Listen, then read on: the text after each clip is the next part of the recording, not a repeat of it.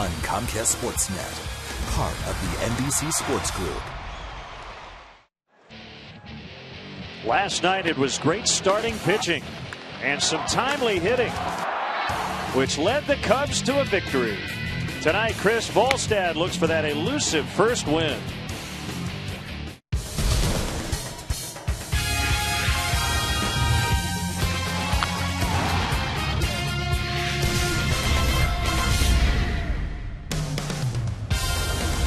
It's annual team photo day here at Wrigley Field, and tonight's giveaway, a Cubs cap presented by Comcast Sportsnet. And it's game 2 of a 3-game weekday series. The Cubs look for their second in a row over the Houston Astros. And hi again, everyone. Bob Renly and Len Casper. A gorgeous night for baseball here at the ballpark. Darwin Barney had the game-winning 2-run homer last night, but the story of his season has been with the glove. He's been unbelievable, Len. I mean, some guys have errorless streaks, and they short-leg it after baseballs. They're very careful not to make errors. That's not the case with Darwin Barney. He plays defense like his hair's on fire. He's made plays to his right, to his left. He's tremendous at running down pop-ups in foul territory. That might have been the best play I've ever seen on a tag at second base. He has just done it absolutely all with the glove this season for the Cubs. A couple of ways to look at his defense. He hasn't committed an error now in 100 consecutive games. That's the Cubs in-season record for a second baseman. And also, according to Baseball Reference, the wins above replacement defensively, he ranks #1 among all players in baseball. Well, last night it was Barney with the bat, and the Cubs with 7 runs, a team that had been struggling to score. They'll try to keep that going tonight as they take on the Astros in game 2.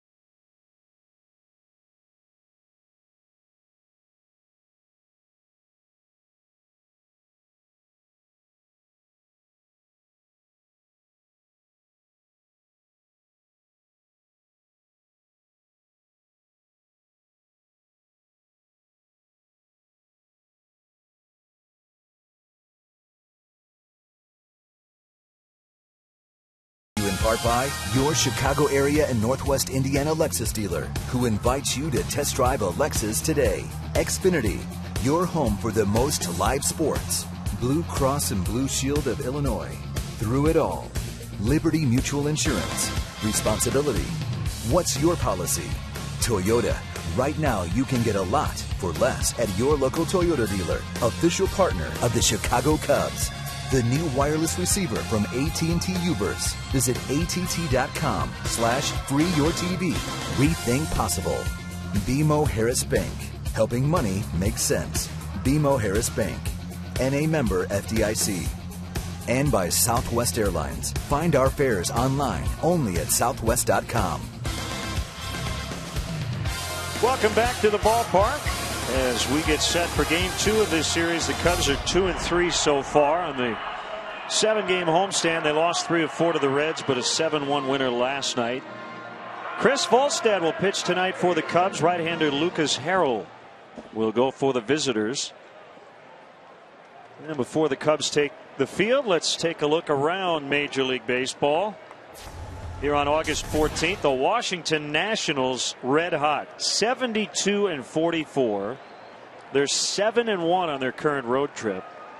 Bob, they've won 13 of their last 14 on the road. We knew they were a good ball club. Once they got all their pieces back on the field, the return of Michael Morse has been a huge boost to that Nationals offense. And they will be in San Francisco a little later on tonight. Good matchup. Jordan Zimmerman and Madison Bumgarner. Now the Astros Southwest starting lineup. They have the worst record in baseball, including 11-47 on the road. Tyler Green leads off. Jose Altuve at second. Wallace Moore, the former Cub. Bogusevic in right. Brandon Barnes last night with his first career home run in the pinch. Fernando Martinez in left. Chris Snyder will do the catching. Lucas Harrell is the pitcher. And let's take a look at the Cubs defensively this evening. It's very similar to last night's lineup. That's because it's the same. Soriano, Jackson, DeJesus left to right across the outfield. Bitters, Castro, Barney, and Rizzo third to first across the infield. Wellington Castillo once again behind the plate. Or right-hander Chris Volstad. We say it every time Chris takes the mound, desperately seeking a victory.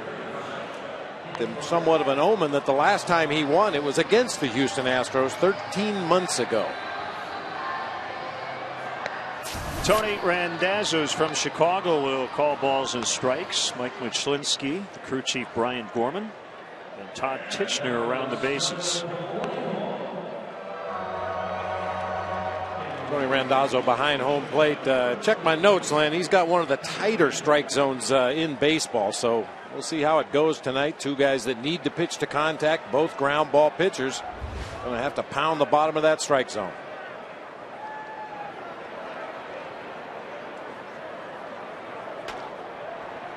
Tyler Green swings at the first pitch, taps it foul.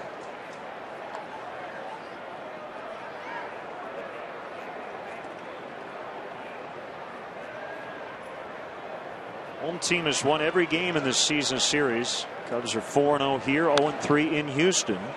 Popped up, Barney back, now in. One away.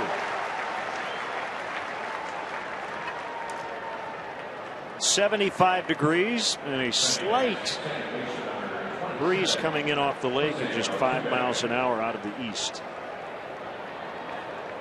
Not the kind of wind that's really going to affect the ball very much unless it picks up later this evening, but just a gentle breeze, enough to move the flags out there in center field.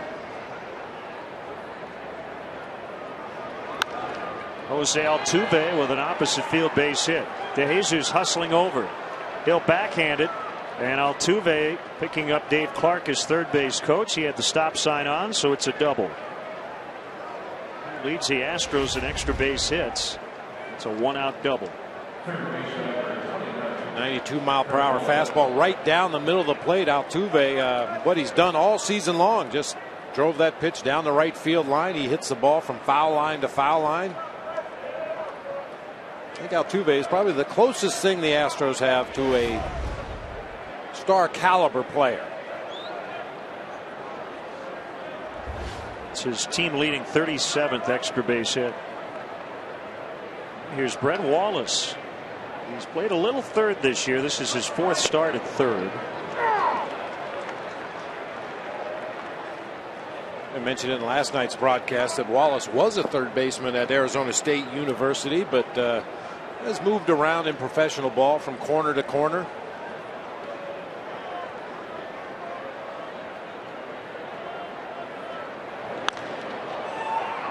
The leap, the catch by Barney, throw to second late.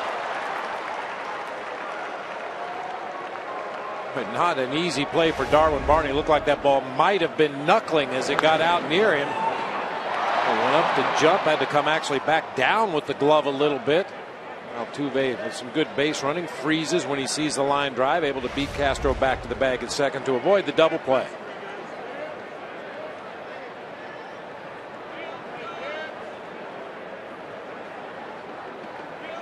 No, former Cub Scott Moore, he's starting at first. Throw to second, and Castro could not haul it in. Chris Volstad did not participate, but the rest of the pitching staff did. PFP drills today, lots of defense. It looked like about 10 in the morning during spring training. Pickoff plays, ground balls to the pitcher, bunt plays, what have you. Just a little fundamental refresher.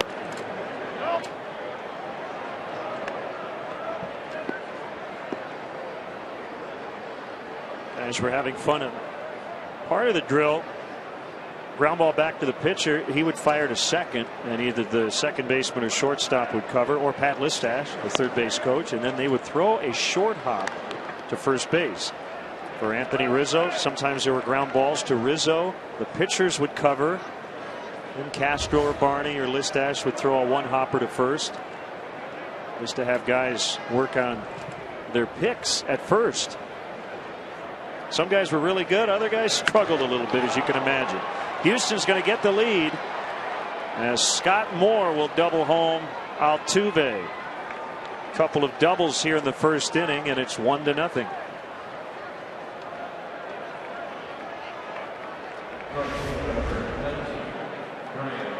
Scott Moore takes that sinker down and away, stays right on it, splits that gap in left center field.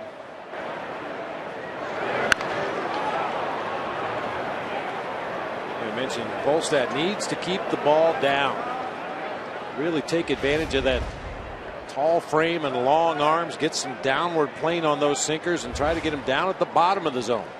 He's coming off back-to-back quality starts. So he'll get out of the inning. Bogusevic bounces to Barney, and that's it. But Volstad still looking for that first elusive win. 1-0 Astros. Cubs coming up.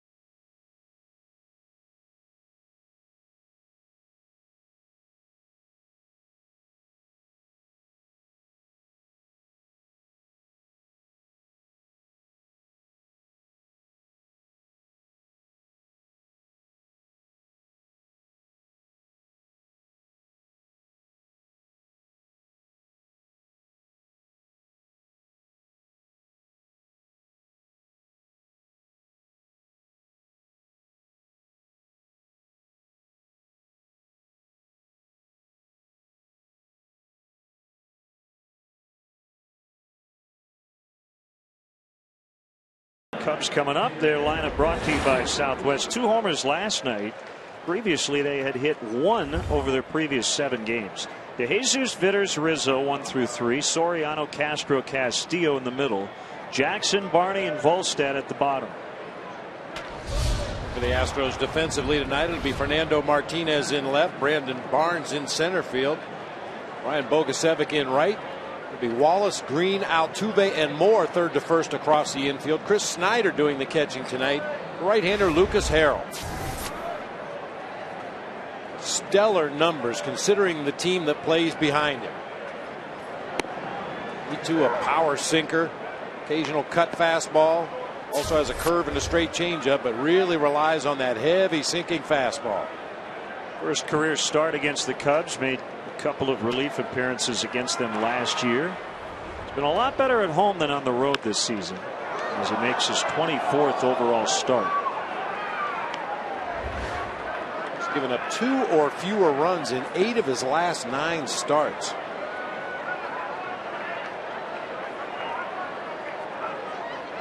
Fourth round pick of the White Sox back in 2004. He's from Springfield, Missouri. DeJesus sends a high fly out into deep center. It's Barnes for the out.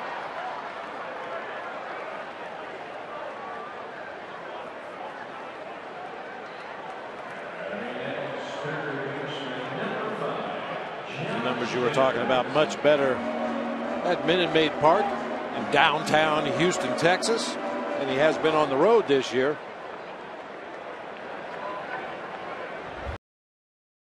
Astros got Harrell on waivers from the White Sox on July 8th of last year, and a first pitch strike on rookie Josh Bitters.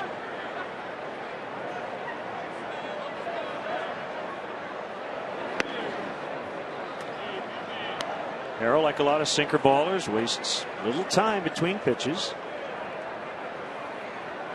Everybody who's pitched for the White Sox, we assume they learned that from Mark Burley. Not a bad guy to learn from. Yeah. Got it. Bitters did not swing at that fastball. Time to take a look at our Coors Light freeze cam from the ball game last night. It's been fun to watch Anthony Rizzo's development as a hitter here with the Cubs. Look how he gets his hands and the barrel of the bat to the ball regardless of where it is. Sometimes he has to make some adjustments with his body, a little more knee bend or a little more reach with his upper body, but somehow manages to get that barrel on the ball with consistency. That's what you love to see from good hitters. When we see Brett Jackson a little later, we'll hear from Dale Swaim on some mechanical issues, and you may have noted or noticed on those swings Anthony Rizzo where his head was. Dale talks about getting your nose to the ball at the point of contact, and it's something a lot of great hitters do, something they're trying to get Brett Jackson to do more of.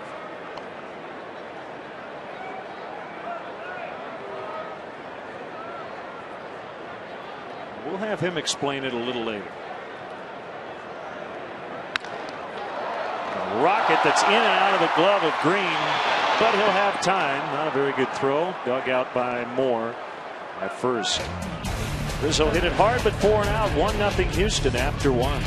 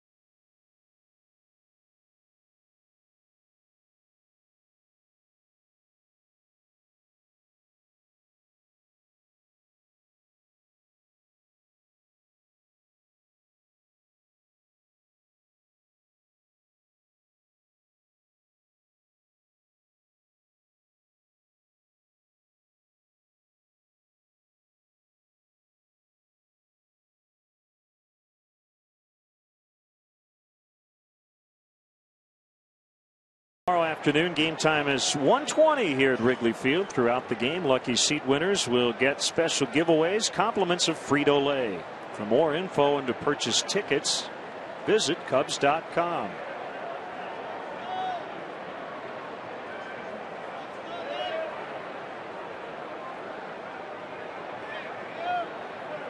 Brandon Barnes last night as a pinch hitter cranked his first career home run. It was in the 6th inning off Jeff Samardzija. His major league debut a week ago tonight. At the start in center against the Washington Nationals. Sends this one out into deep right. DeJesus gets to the spot. Barnes has hit the ball really hard here in his 2 at-bats in the series.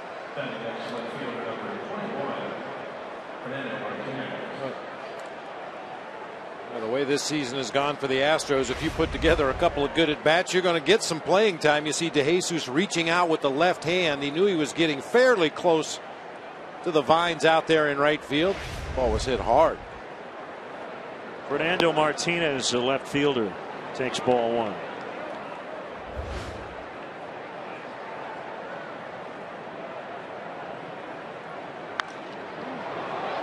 Right field in the corner, just foul, hit the ledge in fact.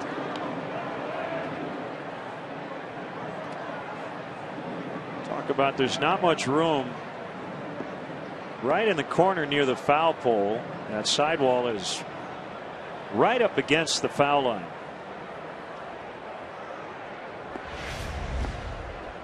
Chris Volstad not fooling anybody here in the early going. There have been some really hard hit balls. Fortunately, that one pulled foul down the right field line.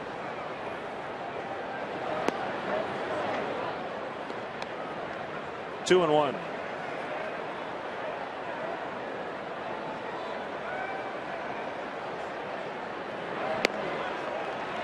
Now 2-2.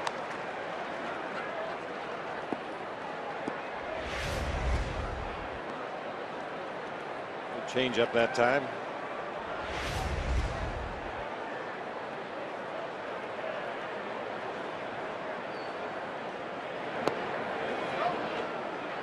Tried the backdoor and missed. Full count. Catcher Chris Snyder on deck. Jason Castro off the DL. They're going to alternate days behind the plate. Called strike three. Volstad gets his first punch out. Well, after trying a backdoor breaking ball, comes back with a front door sinker right on that inside corner. A lot of different ways a pitcher can be effective out there on the mound. Obviously, mixing your pitches will go a long way towards confusing hitters and getting weak contact. You can work up and down. You can work in and out. In that particular at bat, Volstad chose the in and out route.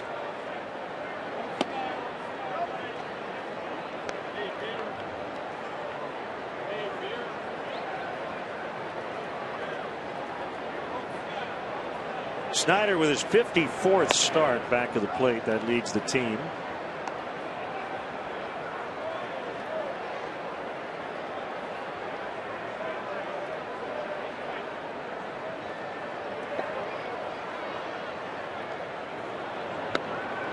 There's Volstad, 6'8", 230 in Palm Beach Gardens, Florida. His dad is a recently retired dentist. His mom is an oral hygienist. So you don't have to tell Chris to floss twice a day. He knows that.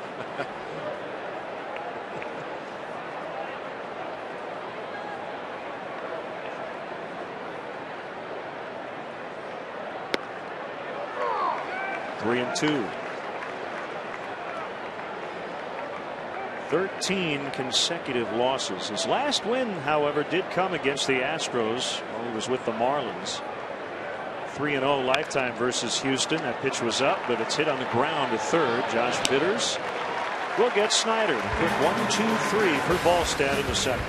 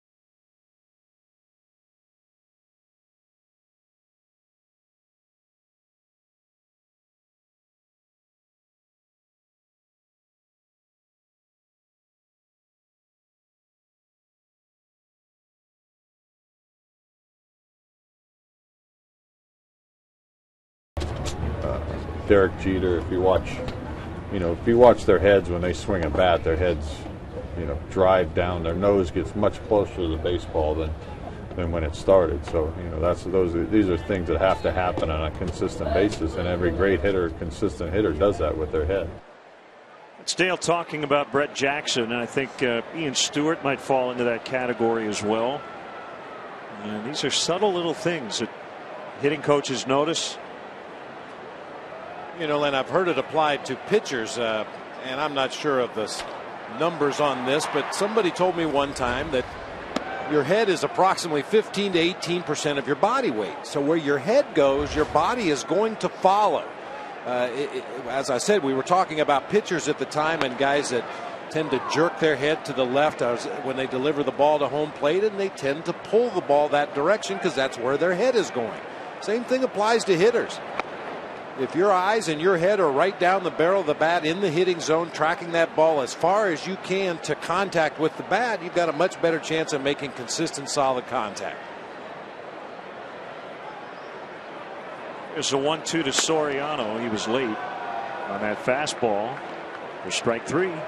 And even if the 15 to 18% is way off base, the theory is sound, I think. Just watch pitchers out there on the mound sometimes. Occasionally that's what gets Carlos Marmol into trouble. He'll really throw his head and shoulders to his left as he delivers the ball, and consequently can't consistently throw strikes. But when his mechanics are together and his head is driving toward home plate, that's when he has his best command.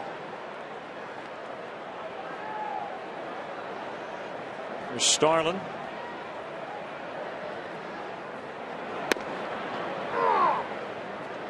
Nasty pitch. 95, little tail at the end, caught the inside corner.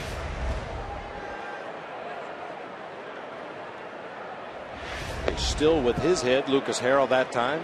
Kept his eyes on the target throughout the entire delivery.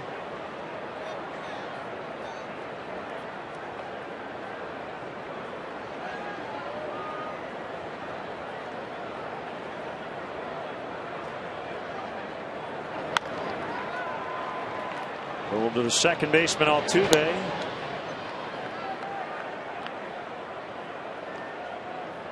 Two away, and here's the catcher, Wellington Castillo.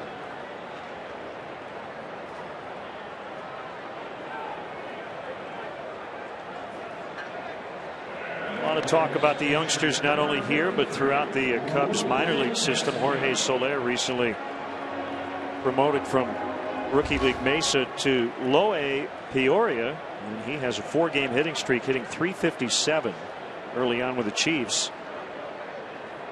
Outfielder Albert Almora with a 10-game hitting streak at Mesa, hitting .347, and the Cubs' first-round pick this season is going to be promoted tomorrow to Boise.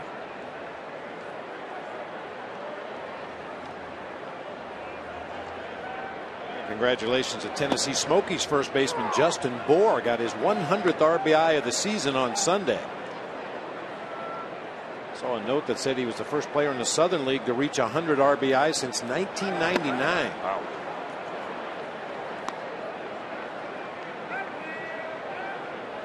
Boise's shortstop Marco Hernandez with an 18-game hitting streak.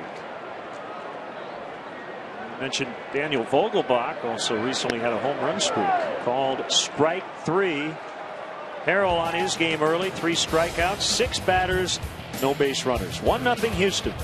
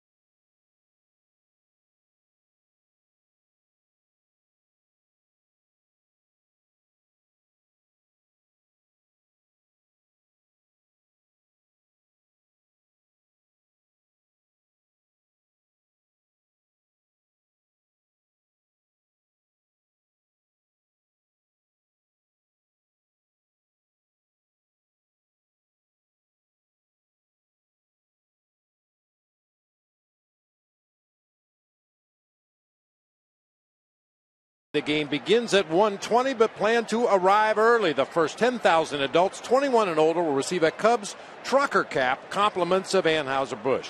For more information and purchase tickets, visit Cubs.com.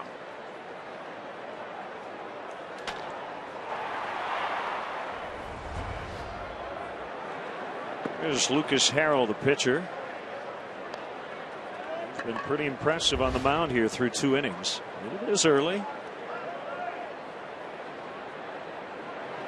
Listed as a switch hitter.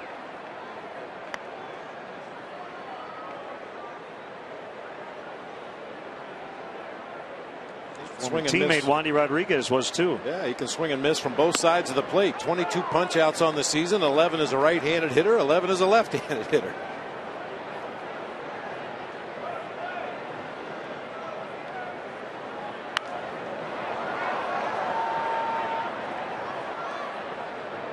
Kind of uncommon to see a right-handed pitcher batting on the left side of the plate and not wearing a protective guard on the right elbow.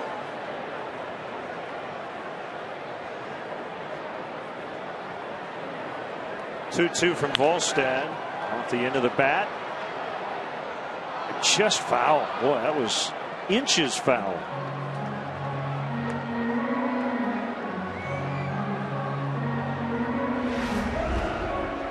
That ball should have a lot more slicing action than it did. Yeah, you could see it kicked up dirt that ended up on top of the foul line. Just enough breeze blowing in from right field to maybe help push that one into foul territory.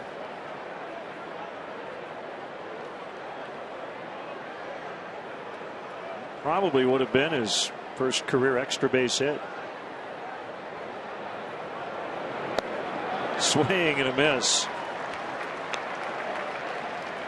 And we're talking defense tonight. Let's hear from Cubs second baseman Darwin Barney on how positioning has helped him this season. Positioning has been very important. It's important in lengthening out your range for a lot of different reasons. The homework that Pat Listash does, and where guys are going to hit the ball, where they're going to hit the ball harder than soft, and you know, if you're going to play where they're going to hit it hard, you're going to get the soft ones, so it'll lengthen you out a little bit. And I think that has a lot to do with our defense playing a little better this year. Certainly helps being in the vicinity where the guy normally hits the ball, isn't it? Yeah, and you know, you don't have to move as far to get to the location where the guy hits the ball hard. It all makes sense. It makes perfect sense to position yourself where you think the guy is going to hit the ball the hardest. And then if he happens to cue one off the end of the bat or get jammed and hit one off the hands and you have to cover some ground, you have a better chance of catching up with a softly hit ball.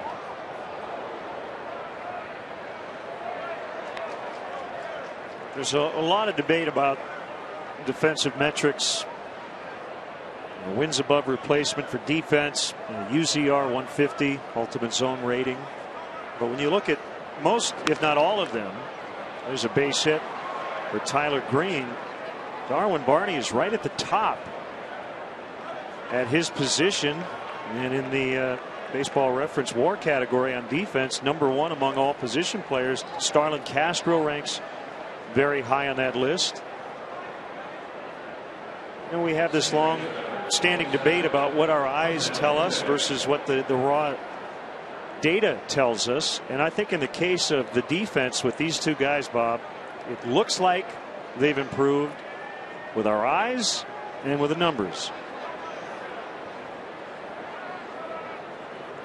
They're just turning more batted balls into outs. I think positioning is certainly a part of that. Look at that little cue shot. Barney's going to get to it, but he has nowhere to throw it. Back-to-back one-out singles. Altuve looking into his own dugout saying, I did that on purpose. Yeah, right. Yeah, right. Well, that was actually a bad jam shot. Just a little floater. Rizzo couldn't get there after holding the runner on first base. Barney has a long way to go to catch up to it. Ball still spinning as it got out into the grass in shallow right field. Spinning like a top.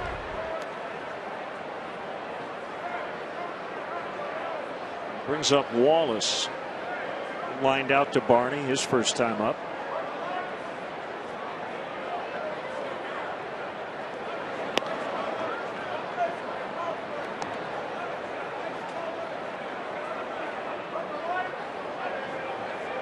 An interesting debate on the score today. They were talking about American League MVP candidates.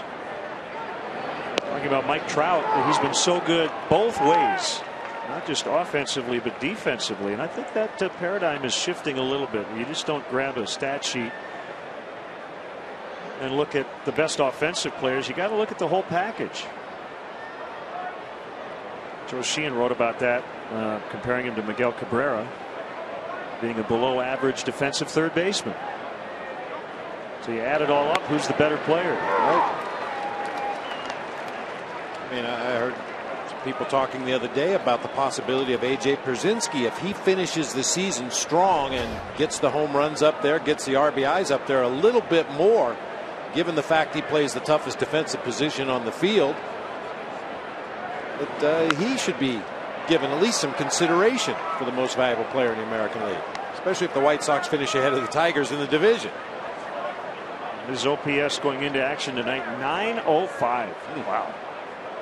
150 points above his career average in that category going into the season. 23 home runs for Pierzynski. Previous career high was 18 back when the White Sox won the series in 05. Well, you know I'm a big fan of AJ's. I love the way he plays the game. Very headsy player. High deep drive for Wallace. Gone on top of the batter's eye. That's a 3-run homer. That was a towering shot to straightaway center over 400 feet.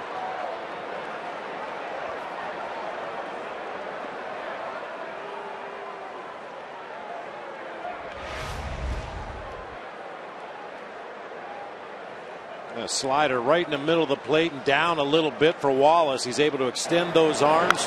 Oh, made a loud noise off his bat.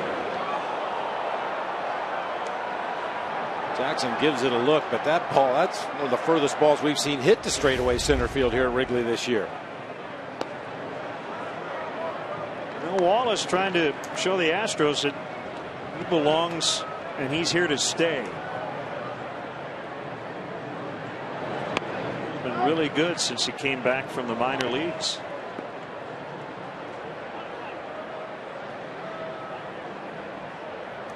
Most recently recalled on July 30th. 4-0 Houston. Moore rolls one to Barney. 2 down. New in 2012 is Cubs Authentics, the premier outlet for special MLB authenticated Cubs memorabilia. From game-used baseballs, bases, and jerseys to autographed bats and photos, Cubs Authentics has the most exclusive Cubs memorabilia. Visit the Wrigley Field Concourse, the Cubs store, or email CubsAuthentics@Cubs.com for all your Cubs memorabilia needs.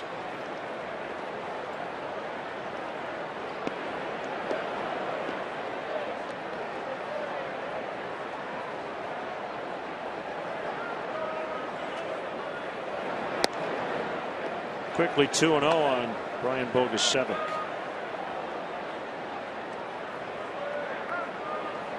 He deals with ticket requests every time the Astros come to Chicago. Born in Oak Lawn, went to De La Salle Institute here in Chicago, later Tulane University. Green Wave. It used to be the Green Wave. I think they still are. Makes sense. And he hits that one through the shift. We saw Castro playing almost behind second base. Bogusevic goes against the shift and picks up a 2-out single. That's going to happen from time to time. You're going to get beat occasionally with that pull shift. Sometimes just a little soft line drive that went right through the hole where Castro would normally be positioned in a straight up setup defensively.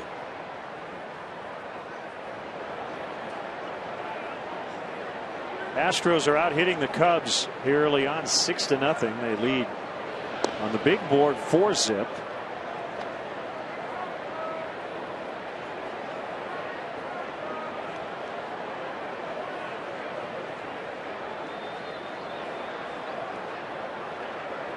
was all Cubs last night behind Jeff Samardzija, a 7-1 victory in Game 1. Slider strike. Really enjoyed watching Jeff pitch last night. You could tell very early on that he had his good stuff. By his body language on the mound, you could tell he was ready to compete. Got a little upset with himself and upset with his catcher Wellington Castillo for maybe trying to be a little bit too fine on one of his base on balls. Tried to nip the corner on a 3-1 pitch and missed away. But all in all, one of the better outings we've seen from Jeff this year. Explosive fastball, real good slider last night. And he almost hit a home run. Almost. Maybe next time.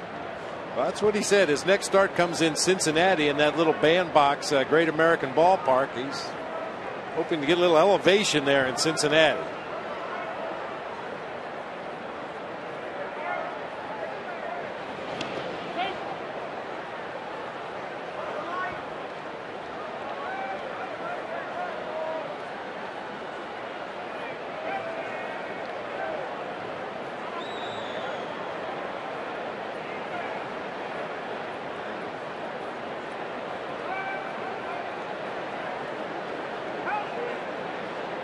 Kick the 0-2 off the outside corner.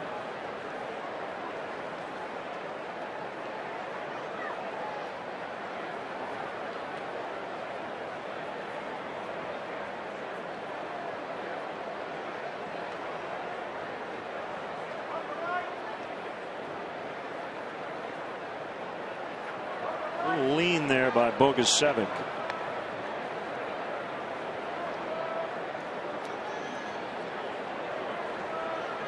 Send out happy belated birthday wishes to Carl Rice Jr., father of Carl Rice, Cubs vice president of ballpark operations. I guess he'd be Carl III then, right? A close one at first.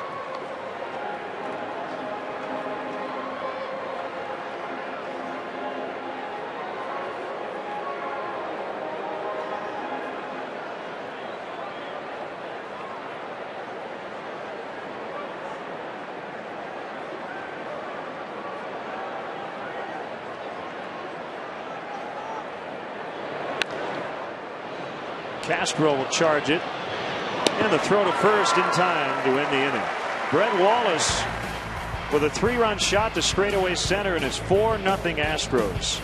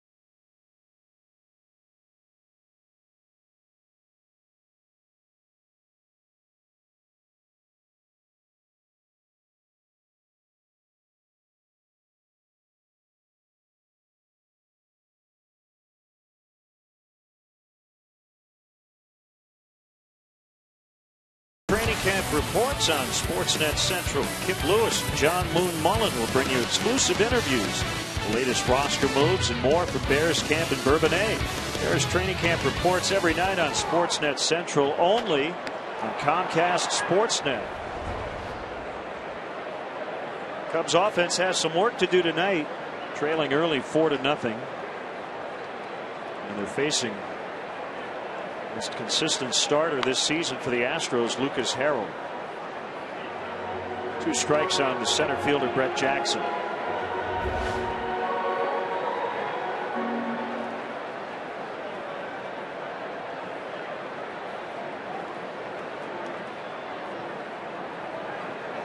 Harrell went to Ozark High School in Missouri. Called strike 3.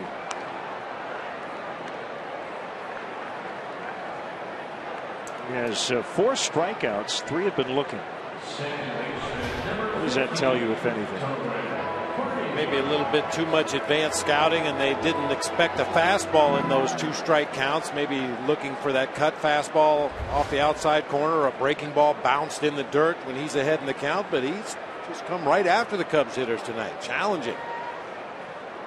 This is only his 25th pitch of the night. 2-seamer right down the middle on Darwin Barney.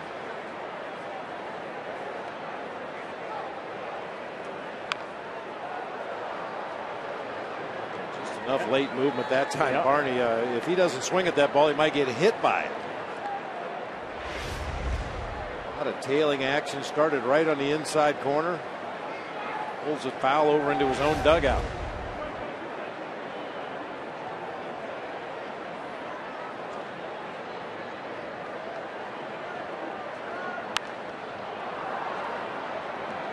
Many guys will tell you pitchers like Harrell are tougher to face than guys who throw 4-seamers at 98, because those are generally straight.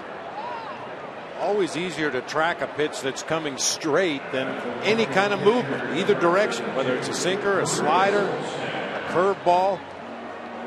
Now you're not only gauging the speed from when it leaves his hand till it gets into the hitting area, but obviously it's not following a true path the entire time. Very easy to miss hit balls that have late movement, like Lucas Harrell.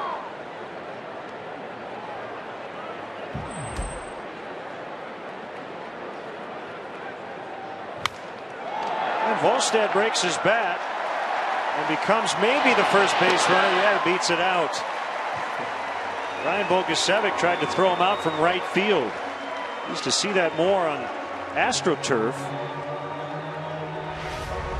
And your first baseman has to be aware that your right fielder might do this with a slow runner at the plate and a ball hit to right field.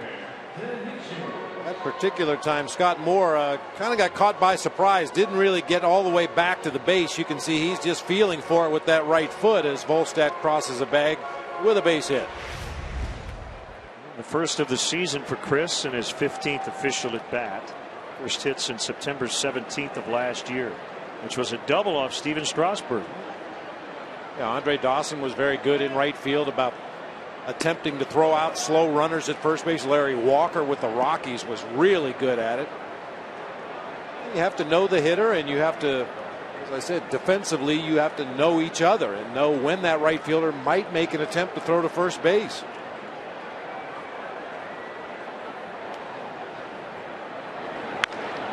Jesus drills that one out into left center. Volstad with those long legs chugging around third. Pat Listash puts on the stop sign. If it's not the pitcher, I bet he sends him.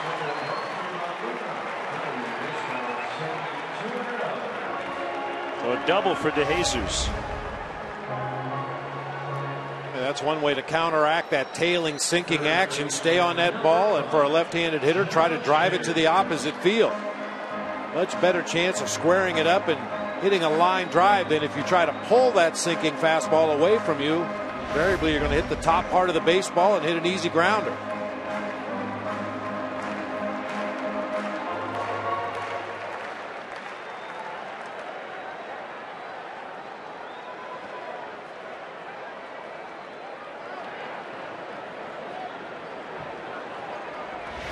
Watch David's head. We were talking earlier about keeping your head close to the baseball, tracking right down the barrel of the bat. Perfect form that time. Talked about this before. I'm terrible with uniform numbers, but when I see Cubs home uniform with 5 on the back. The pant bottoms hiked up just below the kneecaps, like Josh Vitters has. I think of Reed Johnson, which is his old number, number 5. Josh went into spring training wearing 61.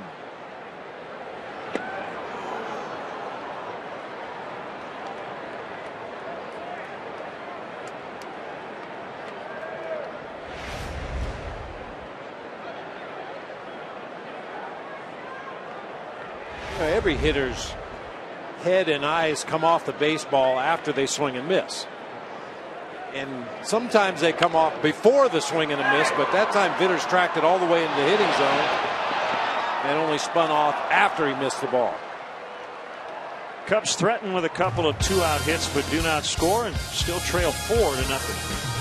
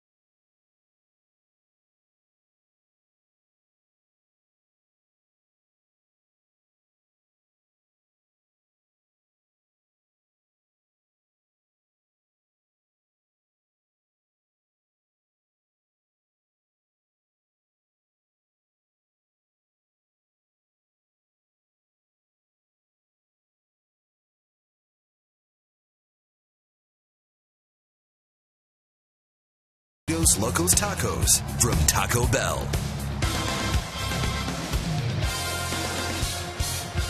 And the Menards grounds crew taking care of that infield, smoothing it out after the 3rd inning. As we get into tonight's AT&T Mobility Trivia question. Which starting pitcher had the most starts before earning his first victory as a Chicago Cub? Answer coming up. Don't tell me it's like Greg Maddux or something. Fergie Jenkins.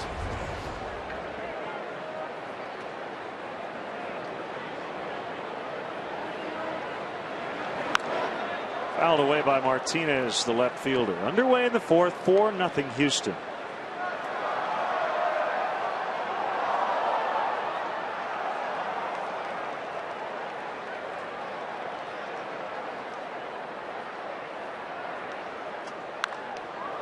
Another ball struck well. Brett Jackson will get this one. Belt high. Moving to his left.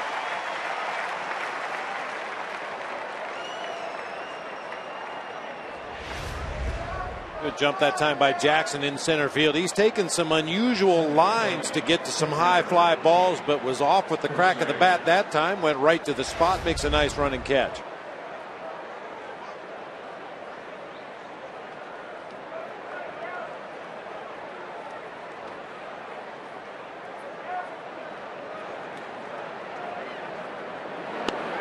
Strike to Snyder. Rounded out to 3rd his first time up.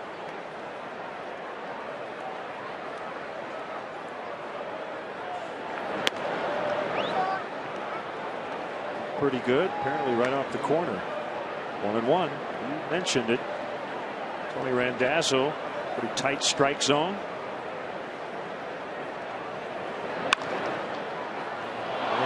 Castro can't handle that one hopper. Snyder's on. Well, they are hitting balls very hard tonight. Yeah. That's a base hit. Well, another proposal here at the ballpark. I think this one went pretty smoothly.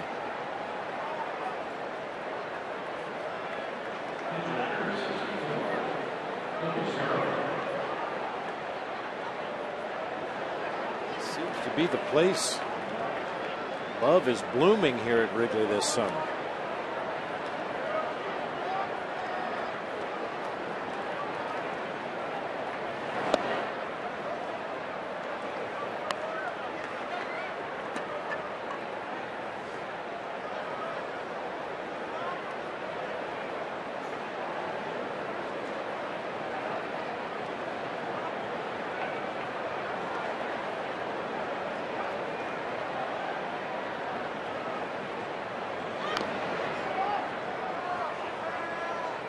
See Harold with the show the bunt, take the bat back, and then show bunt again. I wonder if Joe Patini brought that particular approach with him from St. Louis.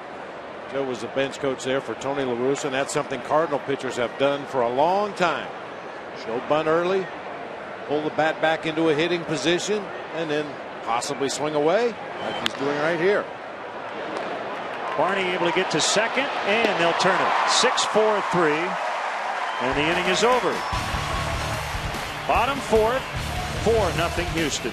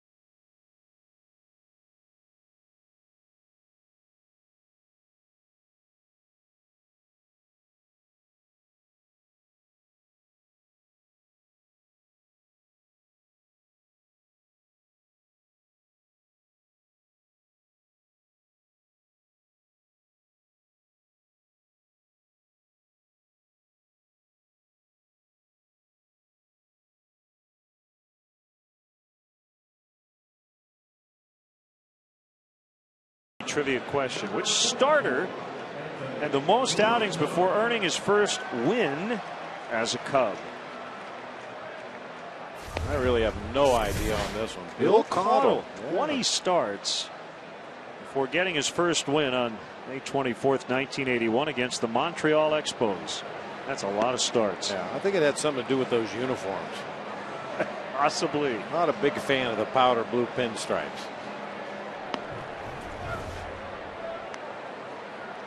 Lucas Harrell, through 3 innings, has given up 2 hits, no runs, leading 4-0. Final game of the homestand tomorrow afternoon is Bud Norris and Justin Germano will battle at 1:20, and then back to the road. 4-game, 3-day weekend in Cincinnati. We'll head to Milwaukee next week. And as always, Bob will fast this weekend because it's Brat Central coming up next Monday, Tuesday, and Wednesday. Got that right. Anthony Rizzo had 4 hits for the second time this year last night. He rounded out to short his first time tonight.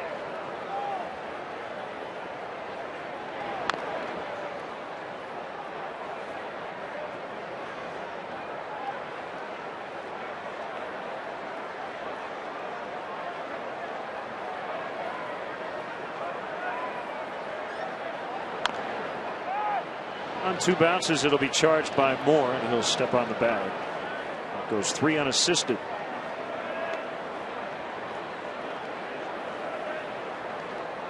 Now, Alfonso Soriano, he was out before batting practice with his young son. He had a Cubs jersey on, the number 12 Soriano jersey. And Bobby had the ankle guard on as well as they were playing catch. Kids don't miss a thing. Oh, that's great. That one drilled in the left for a base hit.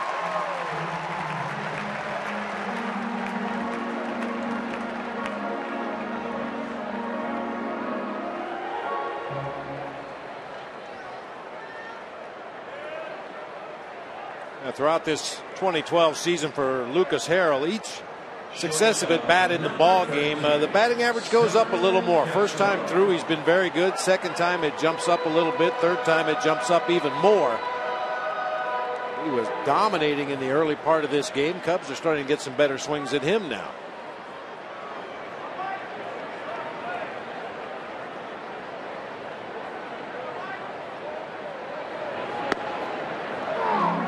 Harrell is 27, 6'2", 209. We mentioned from Springfield, Missouri. The exact numbers as far as opponent's batting average: first plate appearance 203, second plate appearance in a ball game 274, the third plate appearance it jumps up to 297, and then the fourth plate appearance it's up over 300.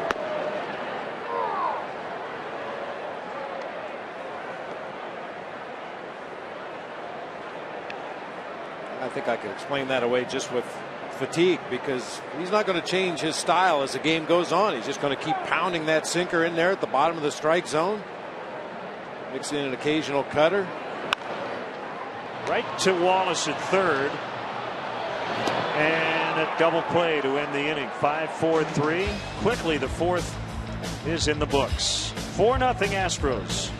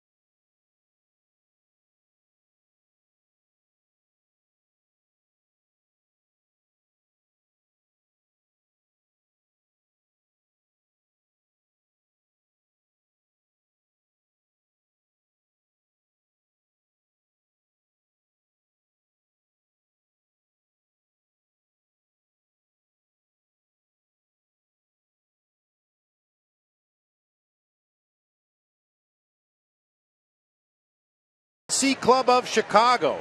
Tickets in this exclusive club come with added benefits, including VIP parking. Your guests will enjoy an all-inclusive top-shelf bar and gourmet food in a climate-controlled suite with celebrities and former Cubs players. For information, contact the Premier Sales Team at 773-404-4200 or Cubs.com/Premier. Top 5, top of the order for the Astros: Green, Altuve, and Wallace. Last time through the order, Green and Altuve singled in front of the Wallace 3-run homer.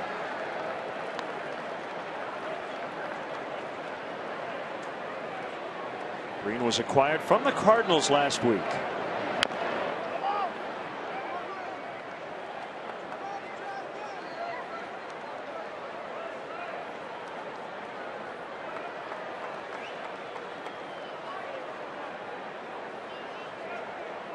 This is their 51st season and final season in the National League.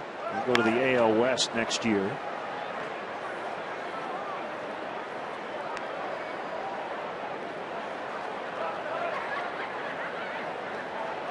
They're pretty bad when they were the Colt 45s. They lost 96 games in each of their first 3 seasons in the National League. And a base hit floated out into center. And Green is 2 for 3. But if we go back to 1980, the Astros have had a lot of success. And in fact, last year, when they had their worst record in baseball and their worst record in club history, it was their first 100-loss season ever. It was their 3rd consecutive losing season, and before that stretch, they hadn't lost or had losing seasons in back-to-back years since 1990 and 91. We're oh so close in '86, the beginning of the World Series. Called strike, Green running, he is out, and he doesn't get thrown out very often. It's only the 3rd time in his big league career he's been caught stealing.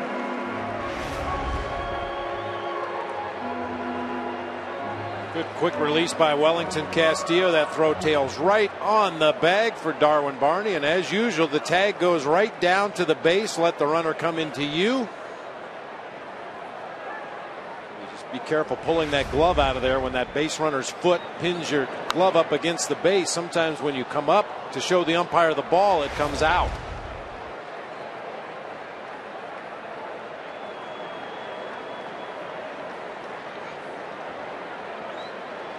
Talk about it all the time, Len. That second baseman's glove is not very big. There's hardly room for the ball to fit in the glove. Nice play, Josh Bitters. 2 down. Well, he's had more difficult plays than easy plays. Yeah, I don't recall very many routine grounders to third base when Bitters has been down there, and he's been up to the challenge every time. He's made diving plays to his right, to his left. He's shown a strong throwing arm, and that was one of the knocks on Josh Bitters coming up through the Cubs system. Was I guess shaky would be the best way to put it defensively at third base. Hasn't shown any shakiness up here. Just to complete the thought on the Astros in their franchise history, 9 all-time postseason appearances, including 6 over the last 15 years, but they haven't had any over the past 6, and they're not going to have one this year either. And over the last 2 seasons, they've won 94 games and have lost 185.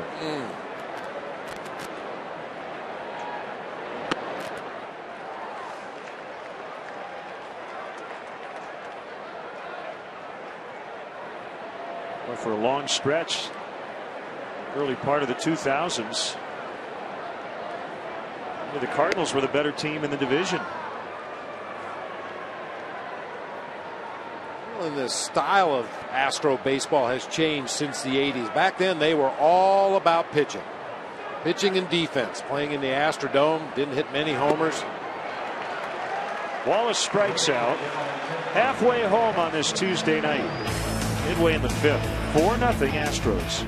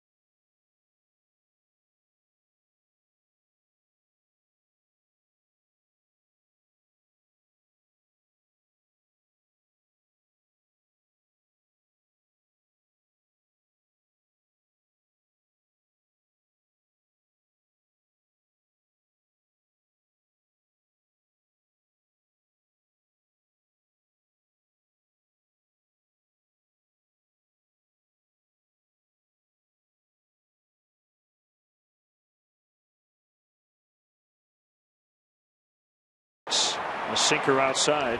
4-0 Astros. Big blow was a 3-run shot by Brett Wallace in the third inning. Lucas Harrell making his first start against the Cubs. Qdoba's giving the first 20,000 fans the chance to win free food. The Cubs get a base hit here in the fifth. Fans with a base hit for Burritos game card with a free entree. 3-0 and Harrell now regrouping.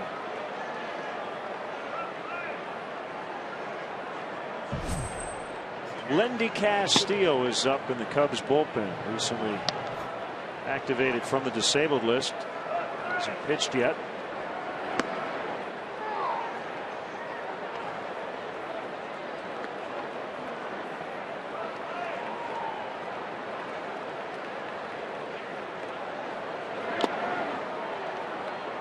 Foul tip, 3-2.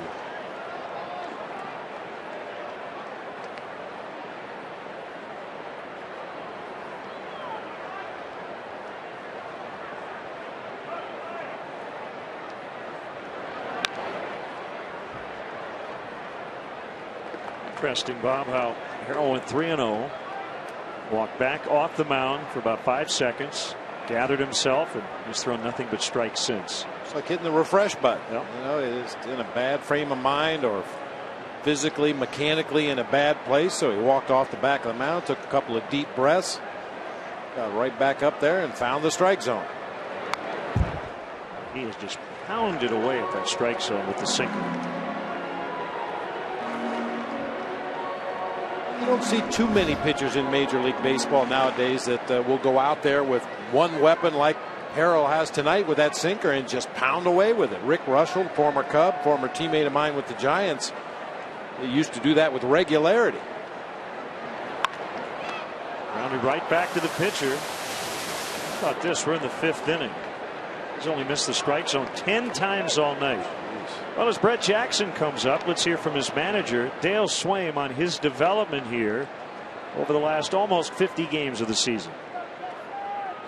We committed to watching his development here and seeing. I don't think whatever 6 starts is that much of evaluation. So, but obviously with 40, whatever we got 9 games left, I think there'll be a time where the evaluation, what's going on. But like I said, he's going to get a lot more opportunity than 20 at bats or whatever he's got. Well, right on cue, he singles into left center.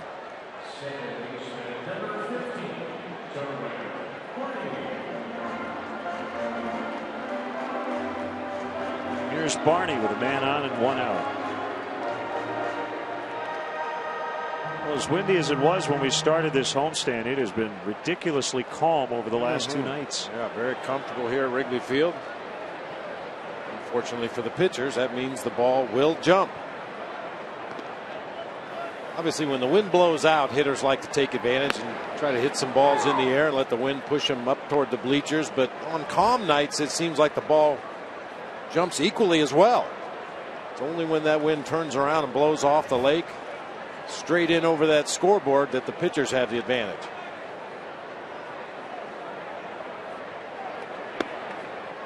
We've got the short gaps here, 368 to the alleys.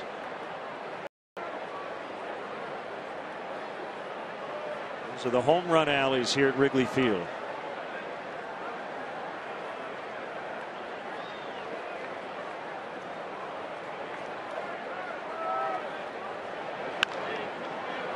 Wallace, Altuve, and good job by Brett Jackson. He was right on top of the diminutive Astros second baseman and really didn't allow him to make a strong throw. And in his hurry to get rid of the baseball, I don't think Altuve had a real good grip on that one. Came out almost like a knuckleball out of his hand. Initially, I thought it was going to sail over the head of Scotty Moore over there at first base, but he didn't put enough on it to throw it away. Brian LaHare will hit for Volstad. We will see Lenny Castillo for the first time on the big league mound since May.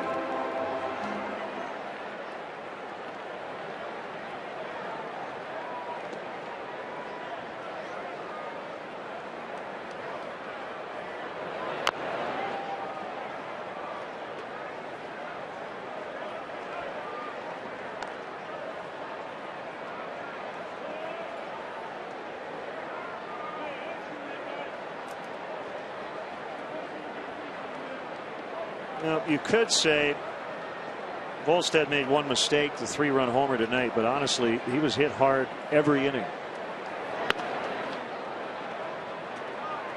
A lot of hard hit base hits, a lot of hard hit outs. Seemed like he had his best success tonight, especially against the lefties in this Astros lineup, when he worked the inside part of the plate, that comeback sinker that starts just off of the inside corner and then tails back over the plate. When he tried to go away from those lefties, they were all over him. It's almost like he threw too many strikes tonight. Didn't walk anybody, but trailing 4-0 as we go to the 6th.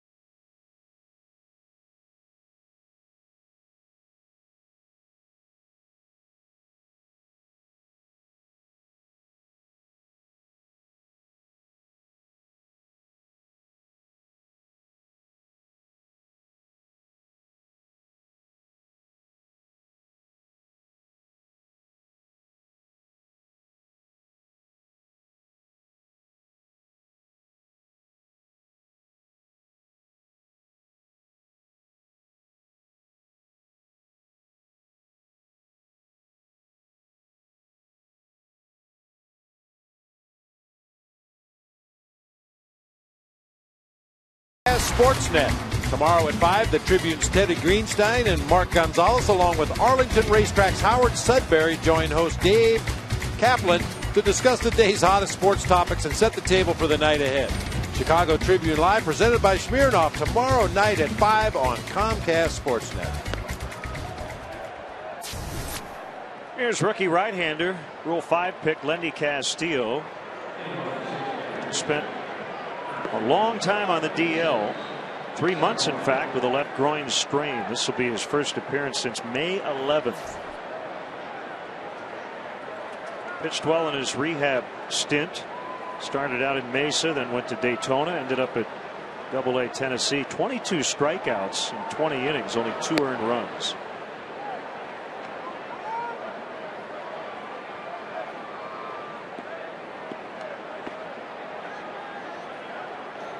Got him from the Phillies in the Rule 5 draft last December.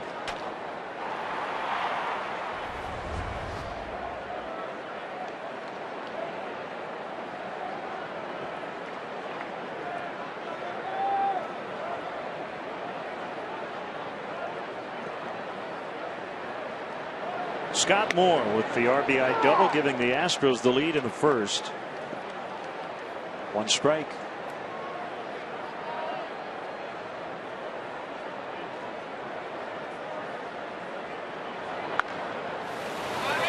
That's a fair ball. He has his second double of the night.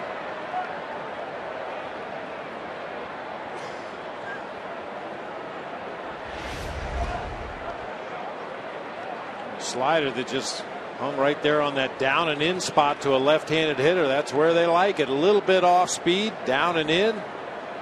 Moore able to keep it fair down into that right field corner. David DeJesus has been a busy man out there. A lot of hard hit balls down into that right field corner. Scott Moore, 18 games combined with the Cubs in 06 and 07 to start his major league career. Since then he's been in Baltimore, now Houston. Here's Bogusevic.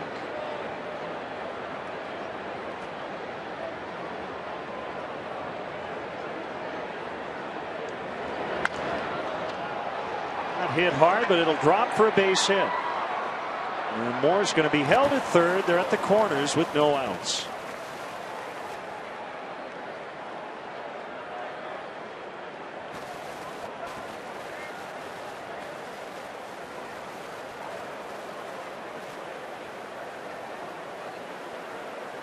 The Astros have their hitting shoes on tonight. That was their 10th base hit of the ball game already. And we mentioned a lot of hard hit outs to go along with the 10 hits.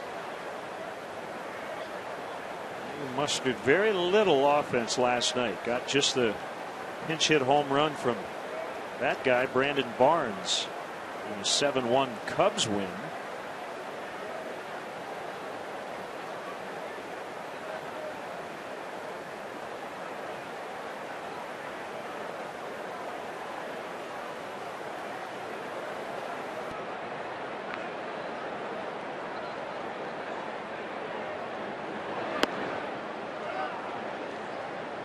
Played inside, ball one. AT&T U-verse multi-view. Astros threatening again, already leading by 4.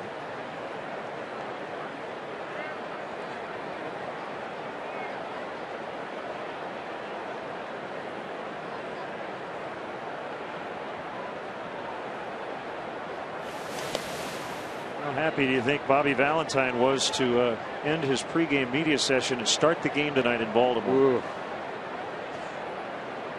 There's a report that some Red Sox players met with management recently to talk about their skipper. They had some issues with Bobby V, and then in the aftermath,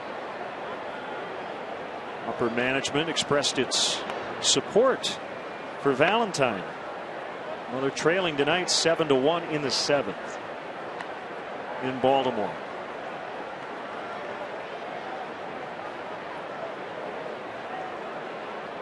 You could almost sense that coming, Len, when Bobby Valentine was hired to take over that team, a very loose group to say the least. And Bobby, he likes to put his fingerprints on things and does not mind being the center of attention, and I think that rubs some of the veteran players on that Red Sox team the wrong way. And we don't know without actually being there and seeing what's going on behind the scenes, but if a player has an issue with the manager, the best thing to do is usually go into the manager's office and close the door and clear the air, get things out in the open. But apparently some of the players felt the best plan of attack was to go over his head. That's never good for morale. Seems to be two schools of thought, and it's not necessarily the case that they're both untrue, or one is untrue and the other is. They could both be true. First, a 2-0 to Barnes. It's a strike. One is that the manager's been the problem, and the players who've complained are basically saying that we'd be better off if you weren't here. The other school of thought is that some players are making or using that as an excuse for underachieving this season. The reality of the situation is probably that both could be playing a role. It's bounced foul.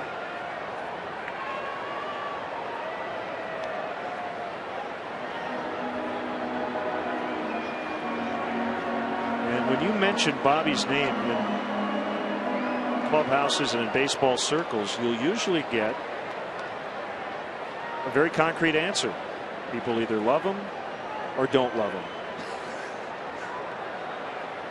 to use a euphemistic phrase. Yes. He is a polarizing figure, but I'm sure there's a little a faction in Boston, either inside or outside the clubhouse or both, are saying some of these guys should look in the mirror themselves. You know, it didn't end well last year either. It's just the endless cycles of baseball. You know, if your team has had success in the past and anticipate having more success, and it doesn't go the way you expect it to, somebody's going to be made the scapegoat. Somebody's going to have to take the blame for it.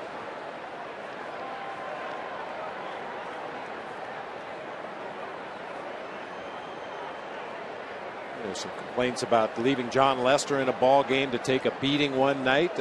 Once again, without knowing all the facts, we don't know what his bullpen was like that night. Maybe Lester just needed to take one for the team on that particular occasion. But once again, it rubbed some of the veteran players the wrong way. I mean, there's been rumors for a long time that the clubhouse in Boston was like a country club. The stories coming out about guys eating fried chicken and drinking beer during ball games, playing video games up in the clubhouse. Those kind of things are just unacceptable. Major league ball players making a great living. The least you can do on days you're not pitching is go out and support your teammates. If you have to go up to the training room and get some treatments, or there's other pressing concerns, you take care of your business and you get back on the bench and you root your teammates on. Watch those opposing hitters, see if you can pick up something that might benefit you the next time you pitch against them. But playing video games and eating fried chicken during a ball game, this should not happen. And you shouldn't need a manager to tell you that. Well, there was controversy earlier this year when Terry Francona walked into the Red Sox clubhouse the day before an ESPN broadcast, started talking, I think, to Dustin Pedroia, and a bunch of other players gathered around, and he had to apologize to Bobby Valentine for even going in there. Bobby was great about it. He said there was no need to do that. Castro whiffed on a double play ball. Run was going to score either way. It's 5-0. Just clanked it. Yeah, just clanked it. Perhaps looking up a little bit to pick up his target for that shovel toss to initiate the double play, but ball hit off the heel of his glove near the little finger. Just didn't look it into the glove. So E6, Barnes will get an RBI.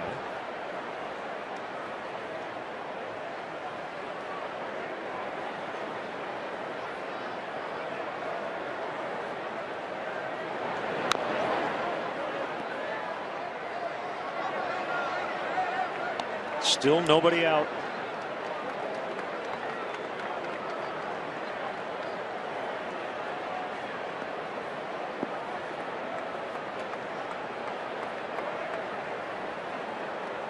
Well, the other bigger issue in Boston is that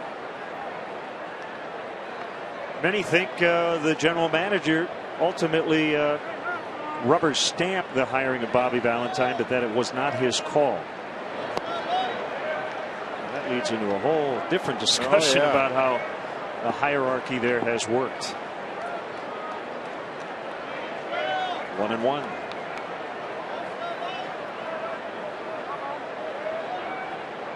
I mean, any business that you talk about, especially professional sports, and any sport, everybody needs to be pulling on the same end of the rope. Otherwise, it's not going to work. Martinez cranks this one to deep center. Gone. Almost the same exact spot as the Wallace home run. And they busted it wide open. It's 8-0.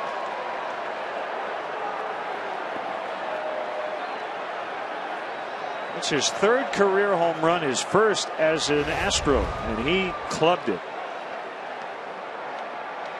Just a little bit off of the outside corner. Just absolutely smashes it to straightaway center field. I mentioned earlier that the home run off the bat of Brett Wallace might have been the longest ball we've seen hit to center field here at Wrigley this year. Well, this one may have gone even a little bit farther. Boy, the way the Astros are teeing it up tonight, I always come back to the idea that somebody's tipping something. Either the pitcher's tipping pitches, catcher's setting up too soon, the middle infielders are moving too soon. There's something going on to cause these Astro hitters to snap out of their season-long slump and just absolutely rip the ball all over the ballpark tonight.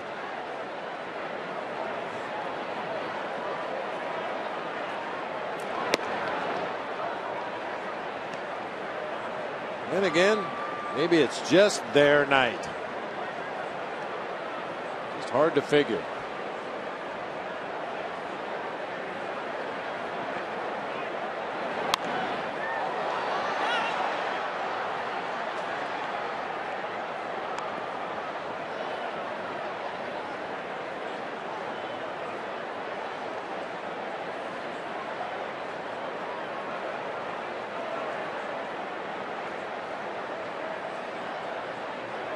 1-2, still nobody out.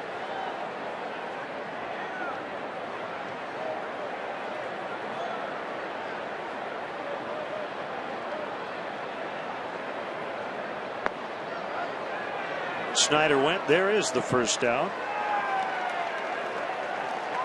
Hey fans, don't miss your chance to experience the hottest new area in Chicago sports. The all-inclusive Budweiser patio is now open at Wrigley Field.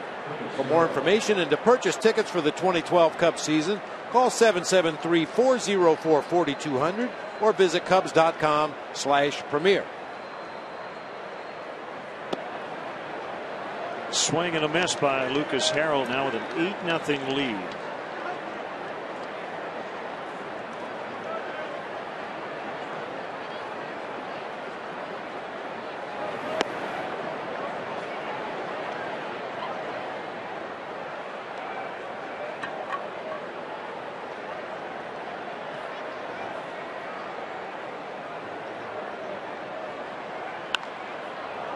Fouled out of play.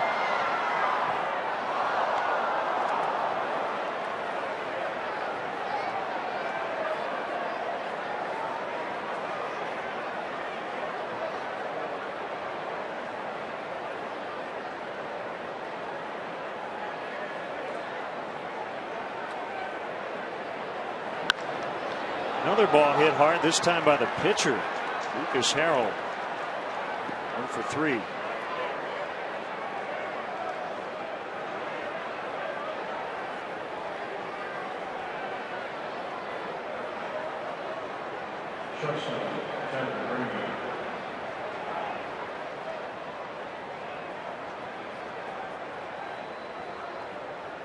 It's a risky run, Len. When you take a guy in the Rule 5 draft, you're forced to carry him on your major league roster or offer him back to the team that you drafted him from. And occasionally guys are just a little too far over their skis. They're not quite ready for major league competition.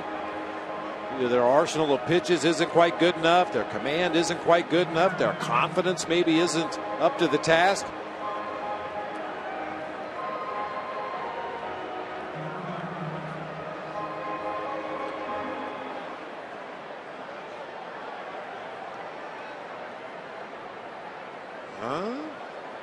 No rain, no sun. Sitting under an umbrella. Just avoiding the sky. I guess there is a little bit of precipitation just starting to fall.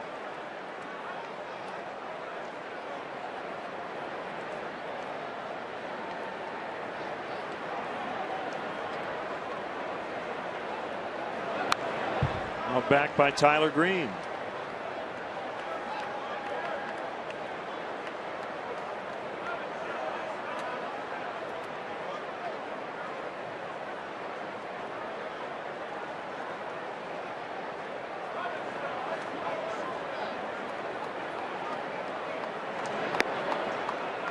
Swing and a miss, 0-2.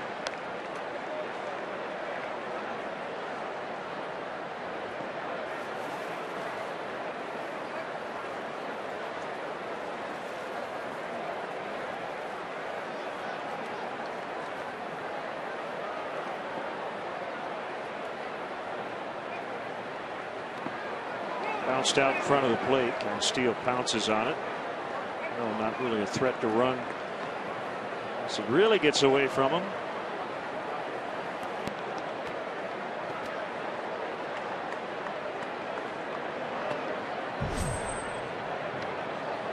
Michael Bowden is up, selected from AAA yesterday. Randy Castillo is still learning how to pitch.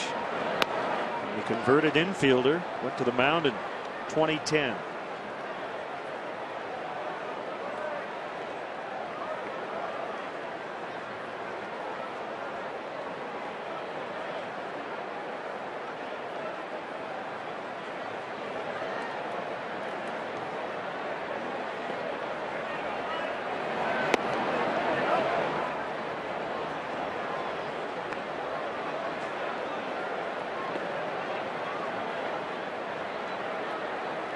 Found it kind of interesting, Len, in a funny kind of way when you look at the Astros stat sheet for this season. Xavier Cedeno and Wilton Lopez lead the club with 1 save each. As Brett Myers got traded. Yep. Yeah. Called strike 3, 2 outs. That's 115 games into the season. Yeah.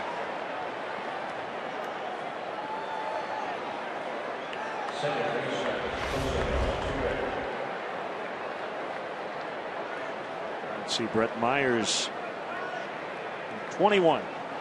Brandon Lyon also traded, had 2.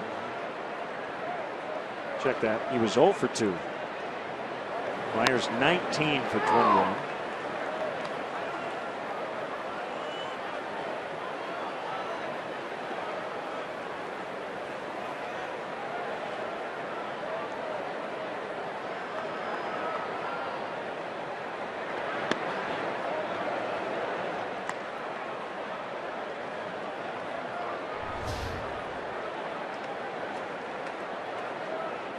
A long 6th inning for Castillo.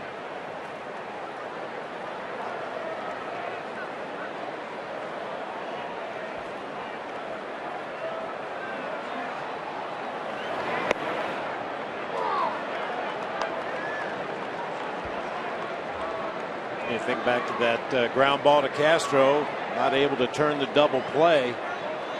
And Scott Moore was going to score on that play even if the Cubs turn a double play, and assuming that Martinez hits his home run, it would have been a solo shot.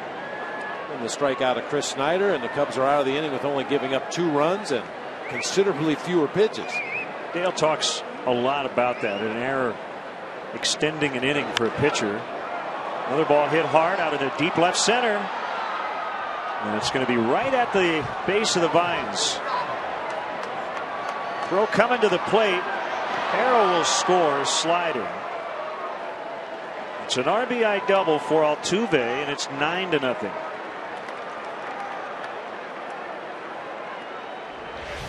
Well, this inning is a perfect example of that, Len, just for the reasons we mentioned. The inability to turn the double play, more hitters coming to the plate, more pitches thrown by Lendy Castillo.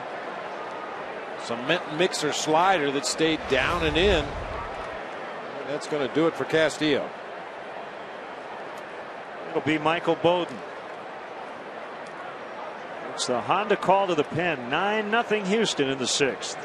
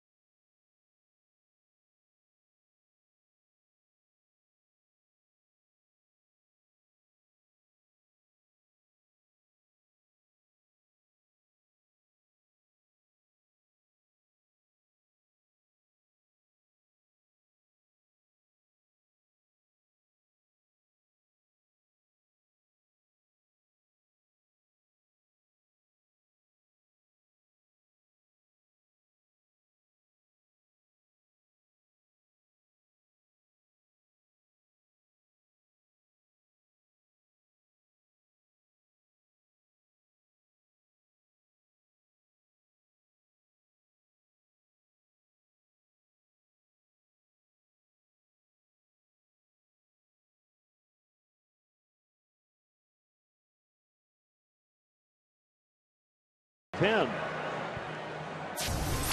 Michael Bowden is back in the big leagues. He was acquired from Boston in the Marlon Byrd deal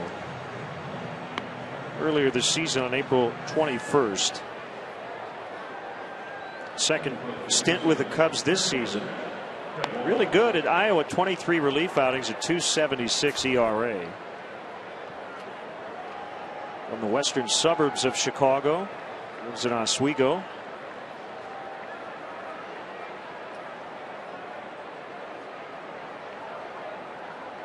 Kind of an unusual delivery by Michael Bowden. Has a really good straight changeup.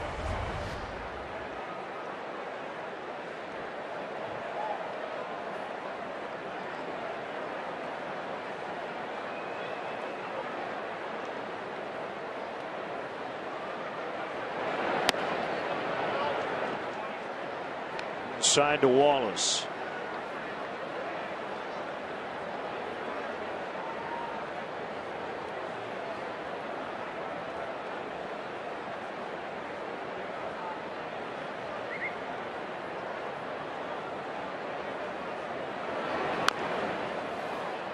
Fouled right at the plate.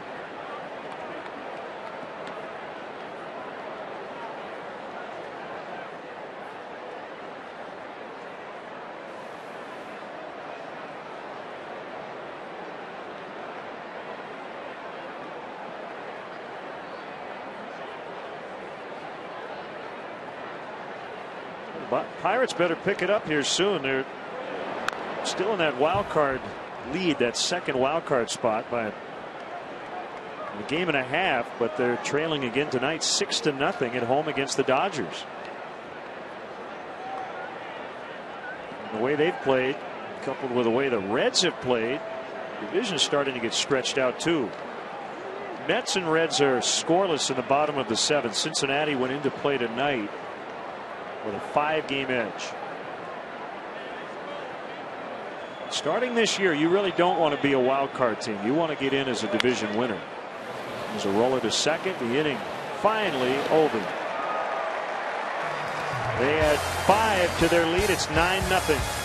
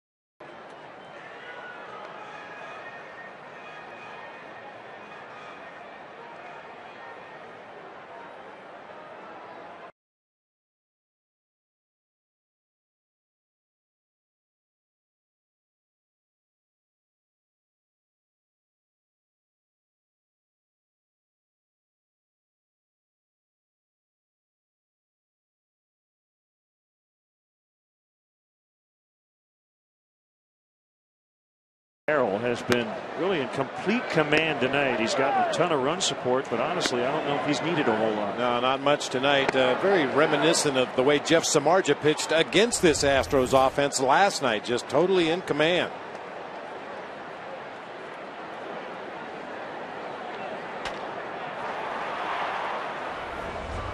Top of the Cubs order, starting with DeJesus, and he looks at a strike. 2 of those runs in the top of this inning were unearned because of the Castro error.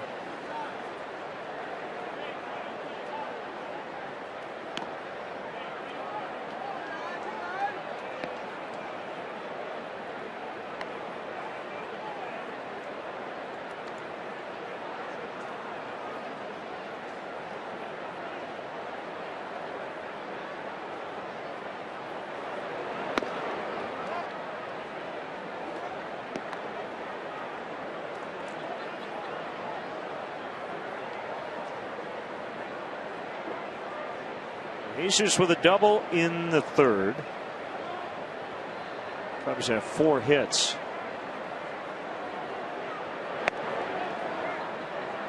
Yeah, rare cutter that time from Harrell. Yeah. He hasn't been behind in the count very often today, but instead of throwing that sinking fastball, he throws one that cuts the other direction, this time inside to David DeJesus.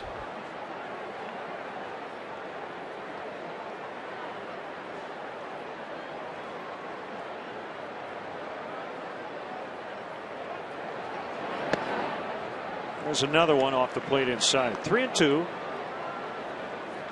We talked about his numbers and how the opponent's batting average goes up with each passing at bat in a ball game. Maybe he's trying to incorporate some of his secondary pitches here the third time through the order.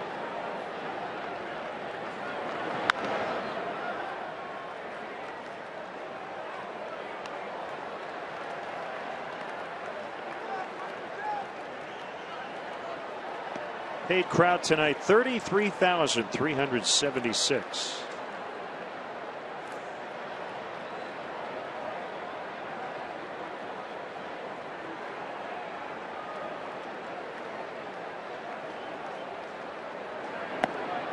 Ball 4. Well, we've said it a lot, but you really have to appreciate the way David DeJesus goes about his business. Certain guys in games like this, in a blowout situation, just try to hit a home run or whatever, but he doesn't change his approach. He's a true pro's pro. I mean, we talked about him the other day, the way he approaches his workouts in the afternoon, the way he approaches batting practice every day. Is so consistent with everything he does. Confident in his own ability to hit with 2 strikes. That's why he's not afraid to work deep counts, even if it means he falls behind on occasion.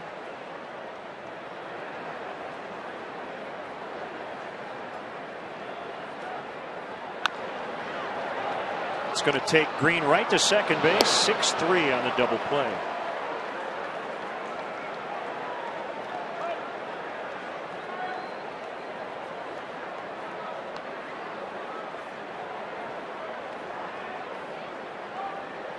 You know, a guy like Harrell puts up the leadoff guy on the walk.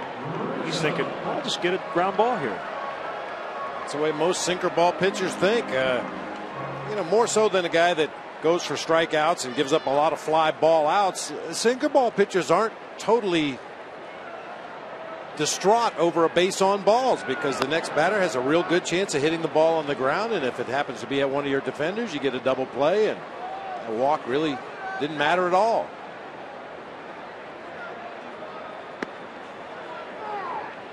Started the sequence with a cutter to Anthony Rizzo. I would think if I were Lucas Harrell tonight, I'd stick with the old theory, if it ain't broke, don't fix it. Just keep pounding that sinker in there until the Cubs make some kind of an adjustment, start to hit it hard.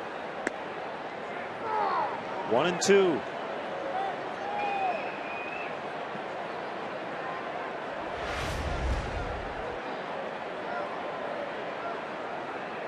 Clearly a strike, even though Snyder had to reach for it.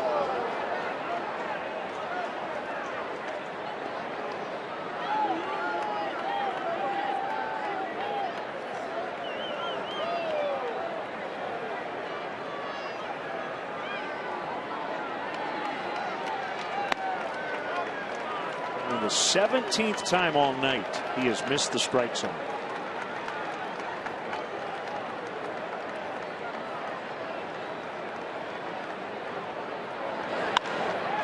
Punched out into center and a base hit.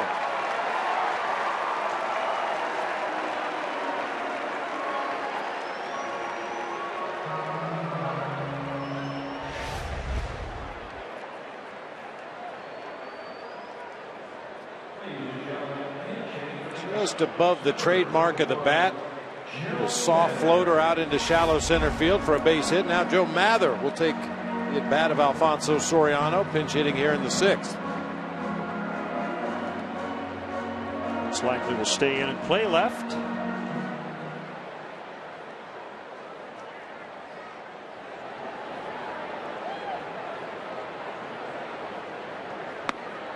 Sinker strike. Said that a few times tonight. Well, this really does go back to the idea of being in tune with the game if you're a guy on the bench. Instead of relying on the scouting report, Joe Mather could just watch what Lucas Harrell has done. He's just pounded that sinker all night, and he's shutting out the Cubs on 5 hits through 6 innings.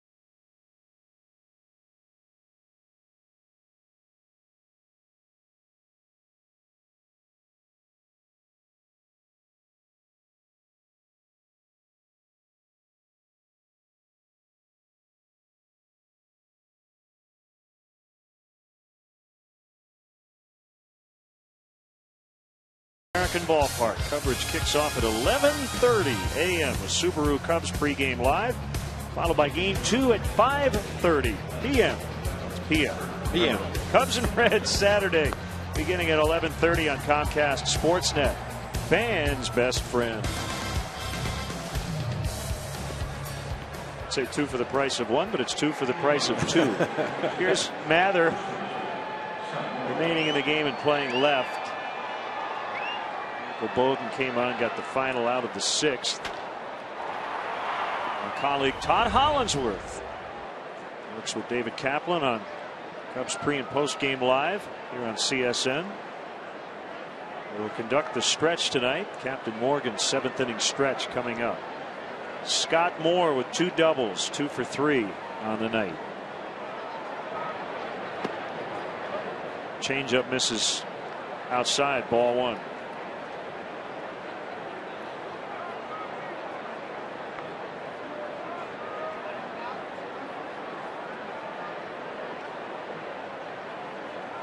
Bowden working from the stretch.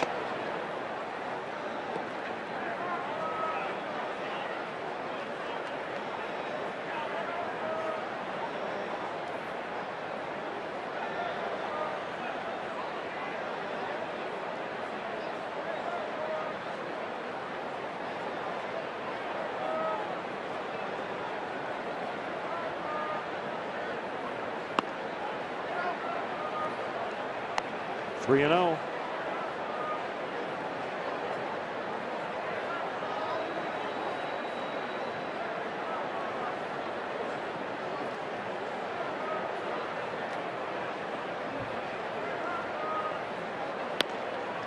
That one caught the corner.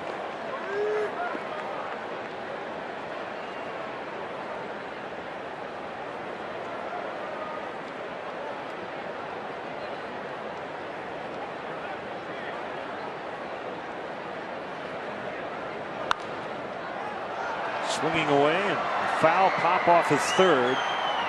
Hitters will not have a play.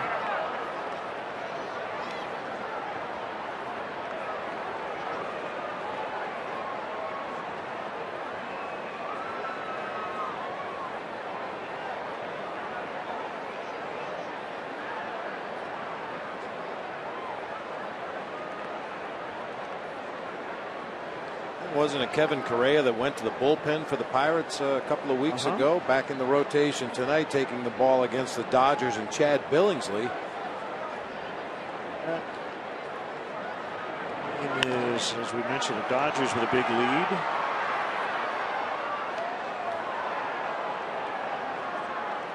6-0 in the 7th.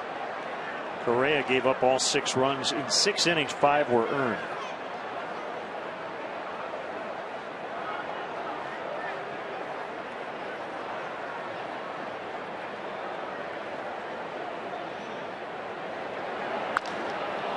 Cranked into deep right center, and that baby will go for Scott Moore. Big night for him. His 3rd extra base hit of the game. And now a 10-0 Houston lead. It's his 6th of the year.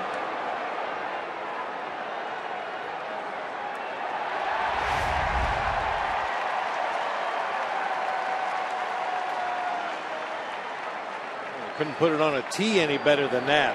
4-seam fastball right down the middle of the plate. Just a little bit below the belt. Absolutely crushed.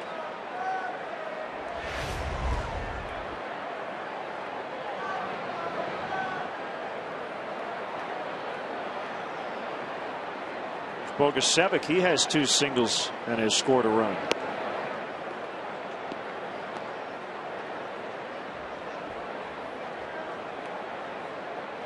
White Sox, after losing in extras last night, come back tonight and nip the Blue Jays 3-2.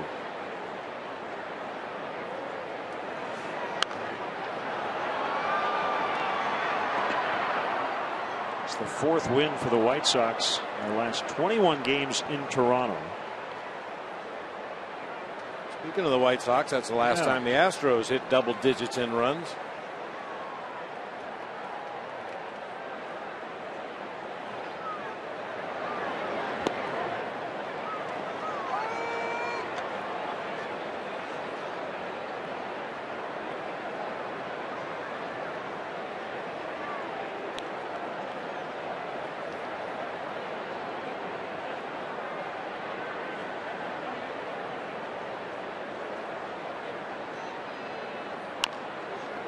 Chopper, Bowden, and flip to Rizzo for the out.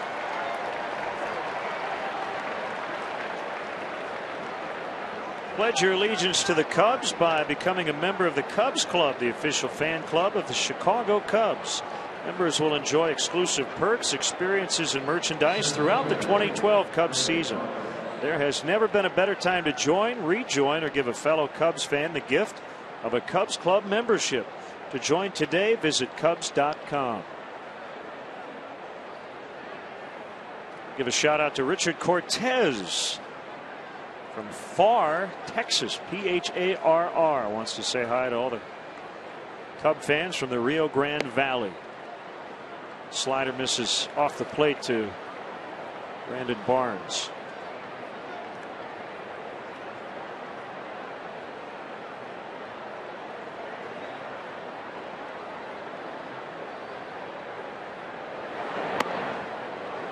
Couldn't get the high heat.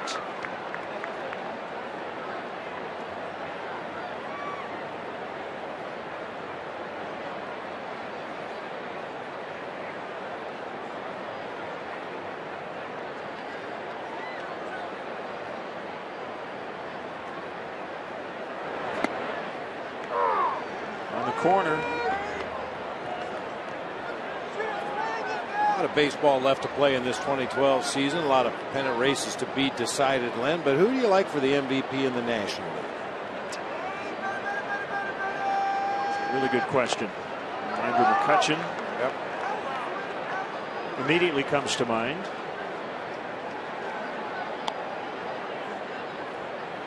Buster Posey's having a huge bounce back season. What do you like? I'll tell you, McCutchen has been really impressive against the Cubs this year, and looking at his numbers, I think he's been equally impressive against just about everybody he plays against. And defensively, yep, really good. Joey Votto will be back off the disabled list at some point in the near future, and he's always an MVP candidate. A lot of people were waiting to see if Ryan Braun would fall on his face after the whole drug test appeal was successful, but he's had a really good year for the Brewers. They have struggled as Castro throws out Brandon Barnes 2 down.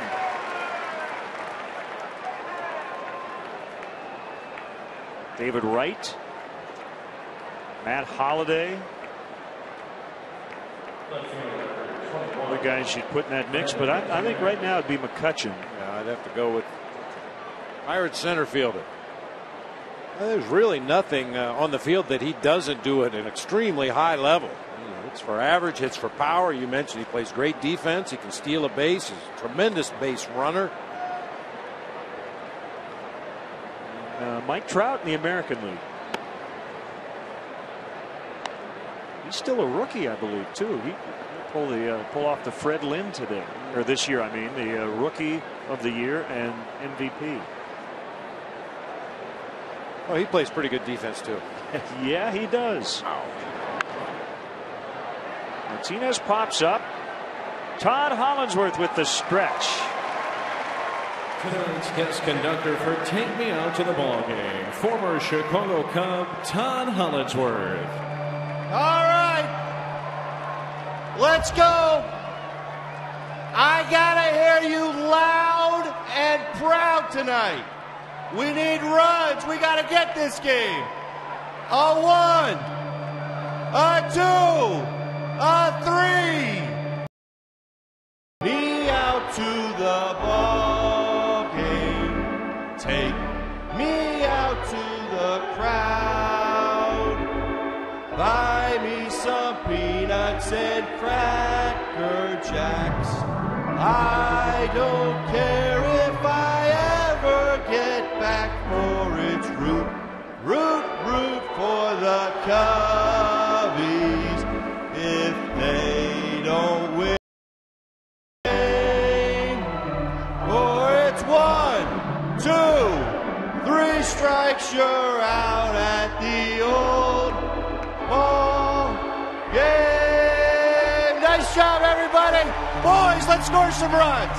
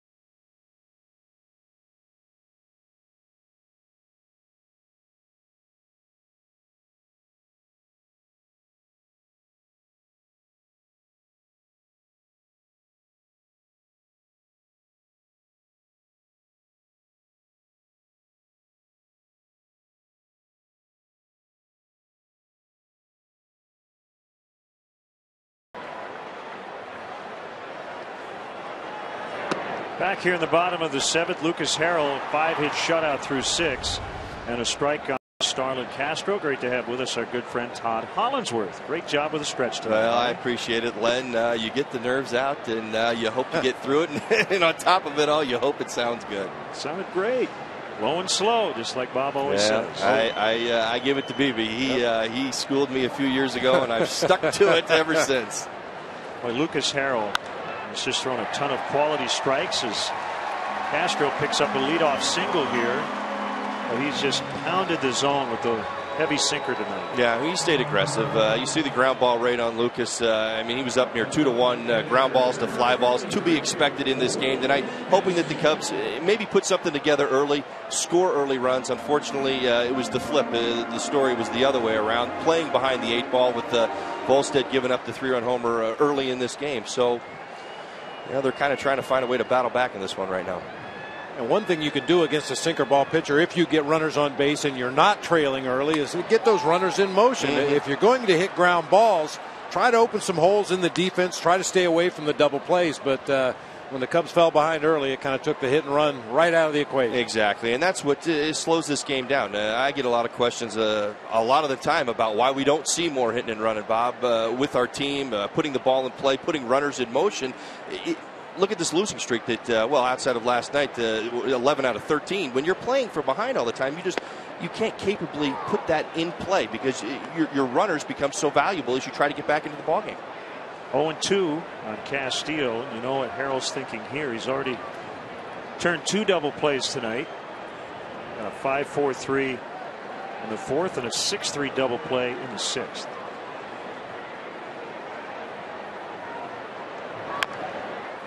Pounded right into the ground. All right, April 15th, 2001.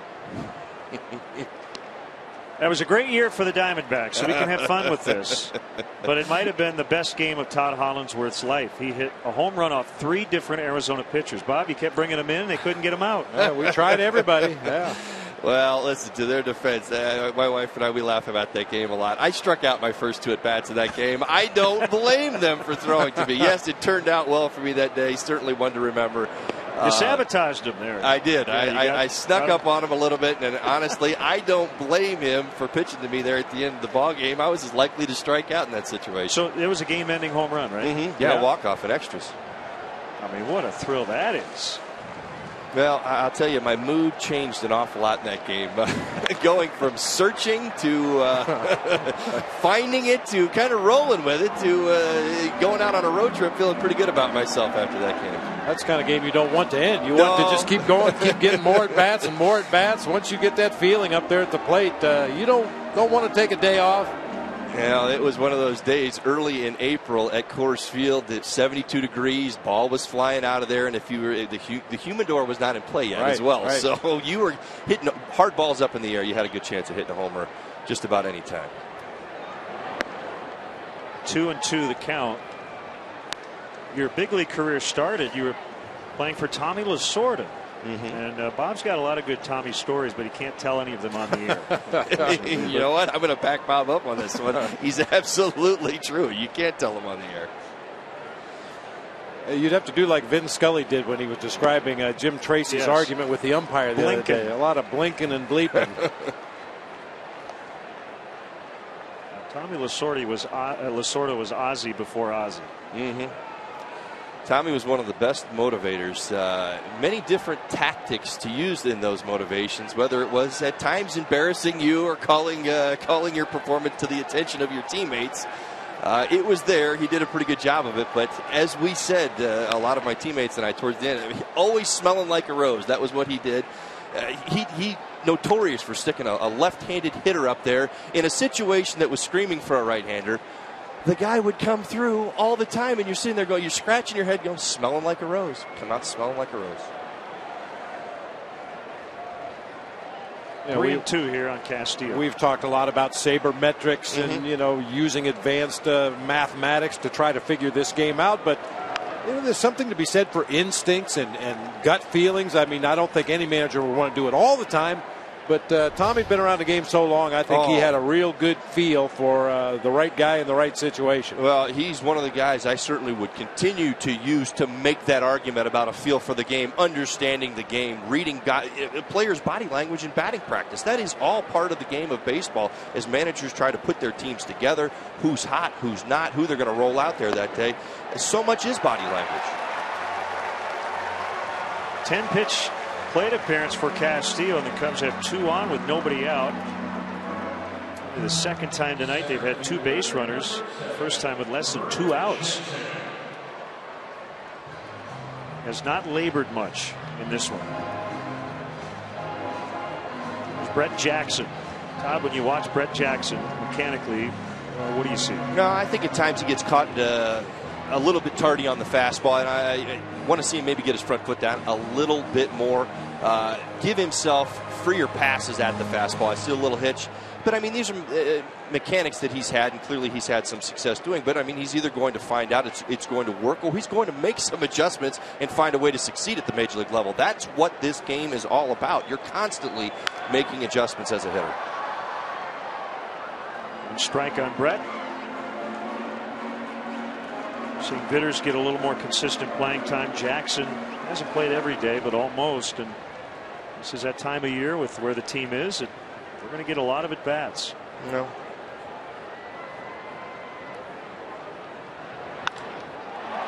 Well, hit to center, but it's going to be caught by Barnes. Castro will tag. It's the first out. I'm excited for the opportunity that these two young players are going to get. Really what I'm watching is their spirit, their enthusiasm for the game of baseball. I don't want to get caught up or train myself to watch them and overanalyze every at-bat. I want to see them play the game in center field, tracking balls. Jackson makes a great running catch despite the strikeouts. That separation in young players, it can be challenging at times because every day you're judging yourself. You're going from at bat to at bat, saying, "Wow, I'm in the middle of this 2 for 24 right now," and not take it out on defense, not take it to the base paths. You've got to find a way to do that. Now, as long as they continue to play hard and to play sound defense and to bust their tails, they're going to get those at bats. Here's Barney. Bowden on deck. That could be 2. What a play by Altuve. They get 1. Safe at first. As Castro scores the first Cubs run. What a play by Altuve and Green. They've only played together a handful of games, but they got the man at second. Look at this play. Well, we talk about that little second baseman's glove, and this time Altuve uses it to make a backhanded flip to Green, who does a complete spin move, turns his back to first, avoids the sliding runner, and that was really close at first base. Wow. So the Cubs get their first run, and Michael Bowden will take the at-bat here. 2 outs in the inning. Barney will get an RBI on the fielder's choice.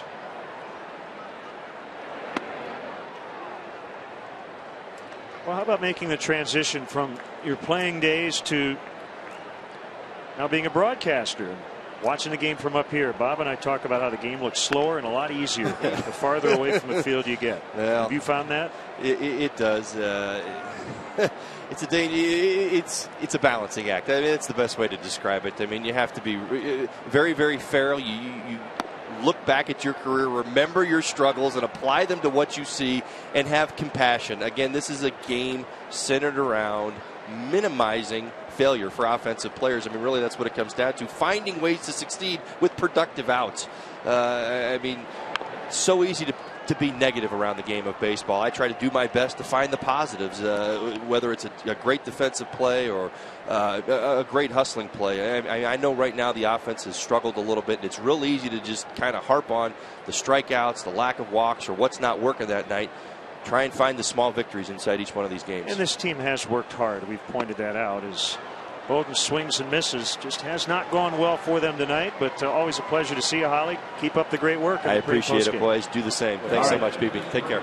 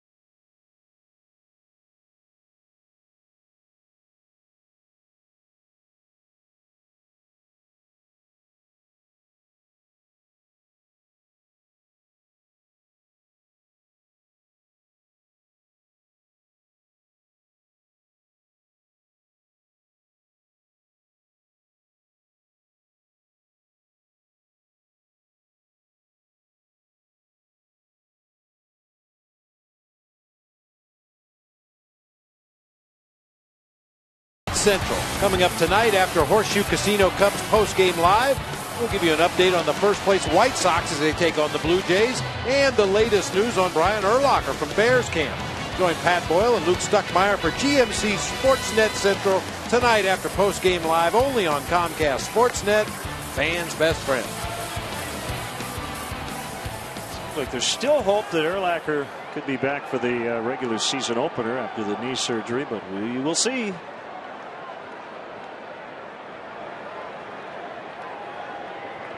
Snyder, Harrell, and Green against Michael Bowden here in the 8th. All Astros tonight. It was all Cubs last night.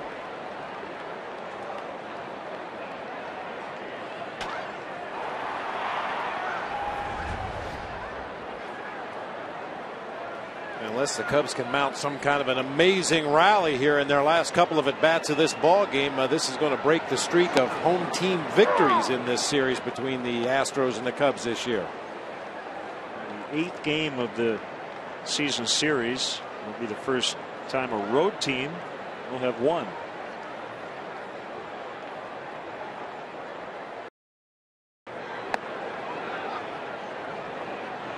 Hiroki Kuroda with a 2-hit shutout.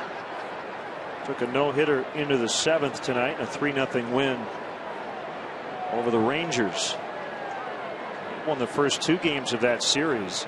Texas with just 2 runs combined so far. Snyder pops it up. Anthony Rizzo says, I got it, I got it, I got it. He's got it.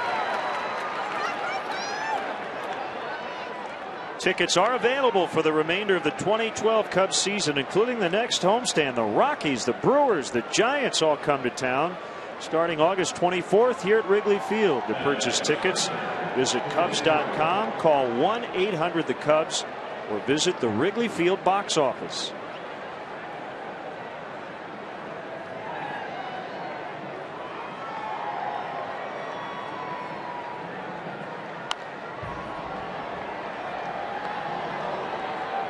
How about this, Bob? The Astros are looking for their 3rd road win since June 14th. It's August 14th. It would be just their 12th road victory of the season and their 59th opportunity.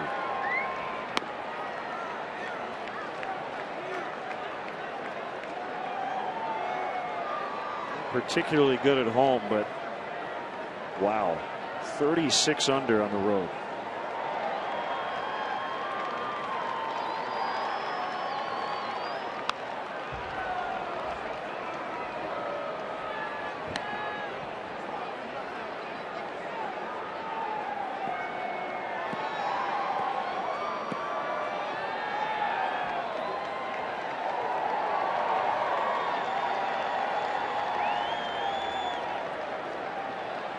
Castillo wants his pitch in the dirt.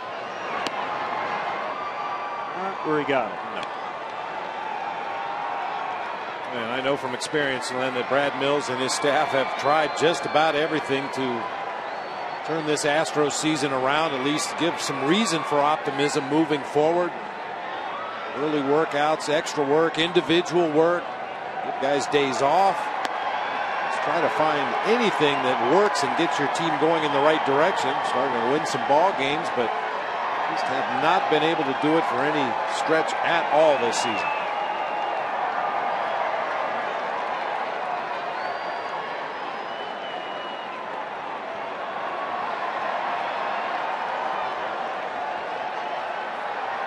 Two to Harrell, and he held up. Full count.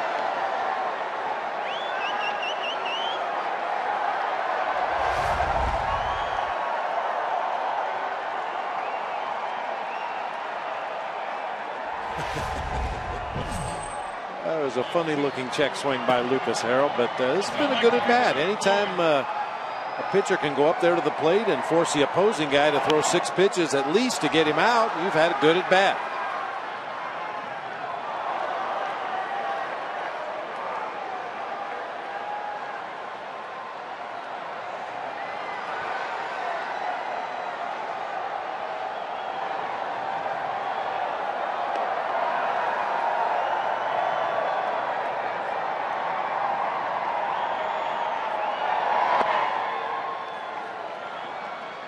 Harrell draws the walk.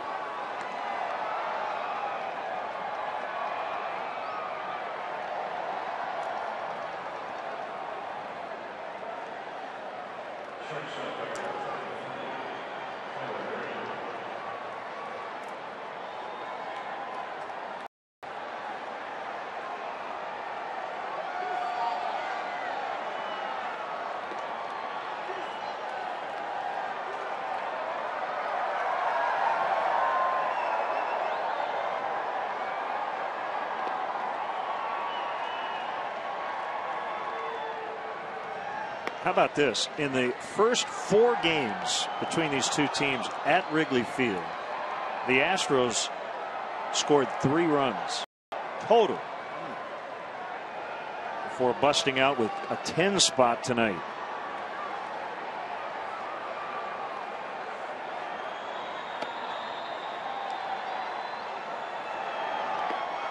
The thing that's really disappointing, upsetting, I'm not sure what the right word is, Len, but in lopsided ball games like the Cubs' victory last night and Houston so far tonight, it's almost you'd never stop playing the game, but you stop doing a lot of things that you would normally do in a close game. You don't hold runners on first base anymore. Third base coaches tend to hold up runners at third base rather than wave them on in.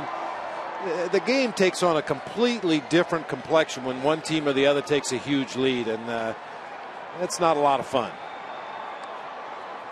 I mean, it is if you're the team that's winning and scoring runs and getting base hits, but when you just stand out there defensively and wait for somebody to hit a ball your direction, you don't see any pickoff plays, you don't see any stolen base attempts. It just kind of turns into glorified batting practice. Starlin just realized that Joe Mather's playing left. Normally Soriano lets him take those pop-ups, but Joe Mather grabs that one.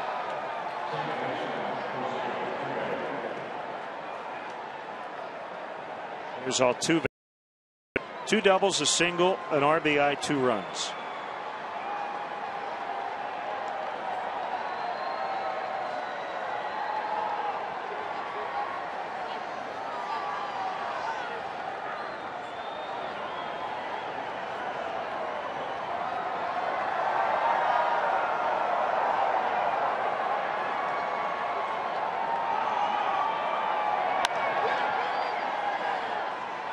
Jesus will end the inning.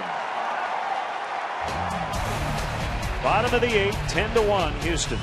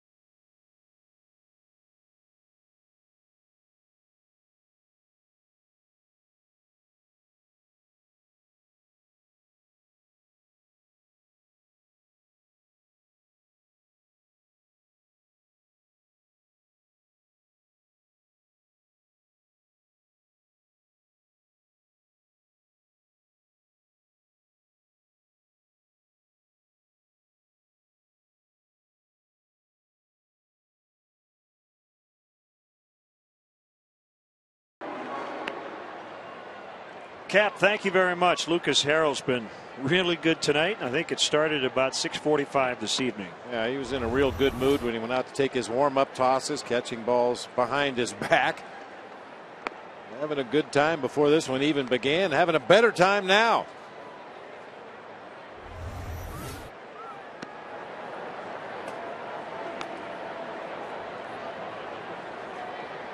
So he will face top of the Cubs order. Looks like Adrian Cardenas is going to bat for De Jesus.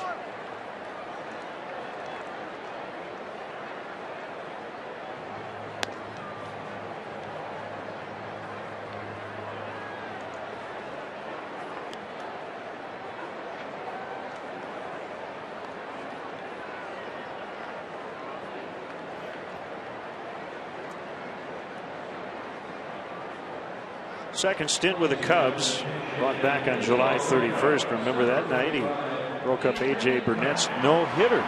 Pinch hit 2-out single in the 8th inning. A good year at Iowa, 322 with a 407 on base average in 56 games.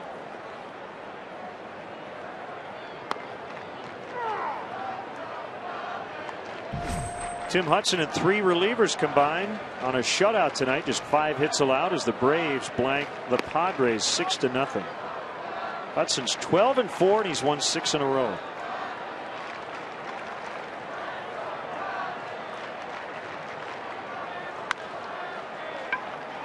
Bounce to Altuve. 1 down. Well, then we'd have to check the pitch charts, but I don't think Lucas Harrell's even thrown a breaking ball or a changeup in this game. We saw him mix in some cutters the 3rd time through the Cubs lineup, but basically he's just been pounding that sinker in there all night long. I mentioned Rick Russell, the former Cub. I caught him a game he pitched against the Philadelphia Phillies when he was a member of the Giants. 9-inning complete game. If my memory serves, he threw 84 pitches, and they were all fastballs.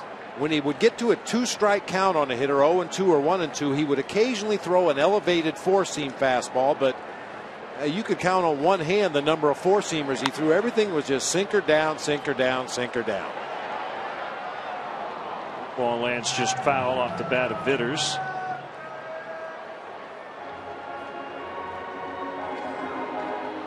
Well, it has been that good tonight. Yep.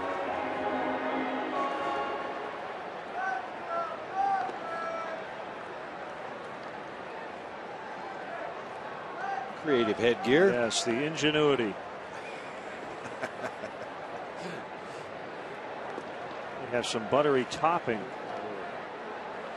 on his head tonight, but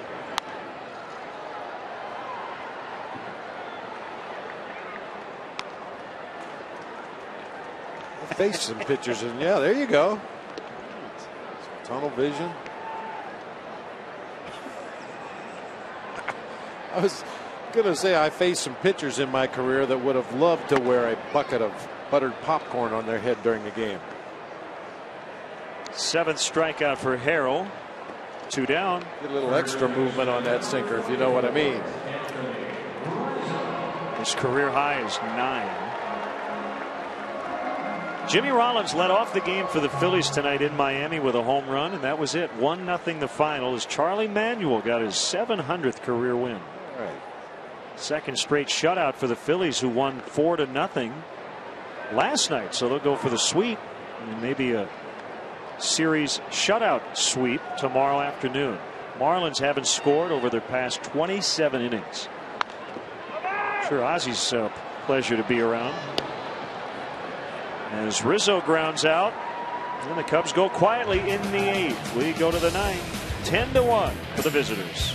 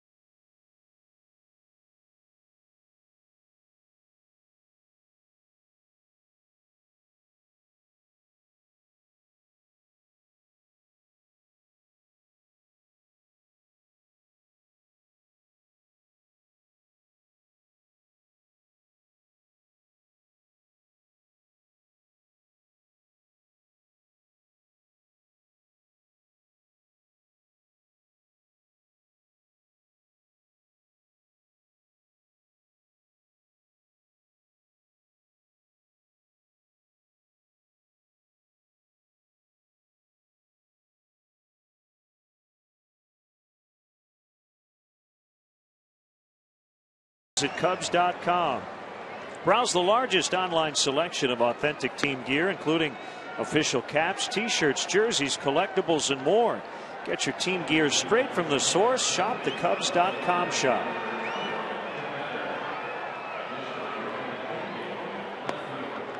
Cardenas stays in and plays left. That'll move Joe Mather over to right. And rookie right-hander Alberto Cabrera. It's over for Bowden, who went 2 1/3, gave up 1 on the homer by Moore.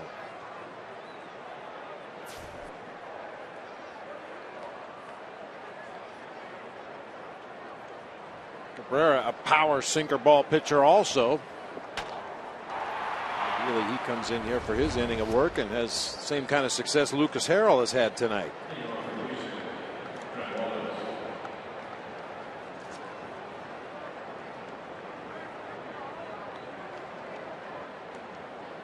Facing Brett Wallace. Big blow in this one, a 3-run homer to make it 4-0 back in the third. Cardenas into the game, gets a chance right off the bat, makes a catch.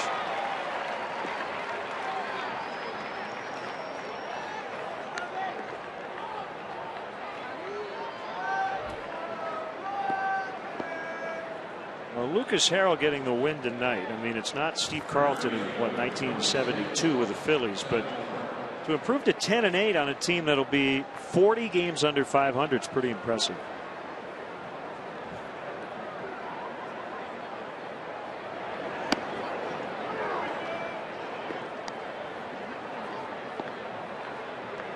Lefty in 1972 went 27-10. And a team that went 59-97. 59 wins, he won 22.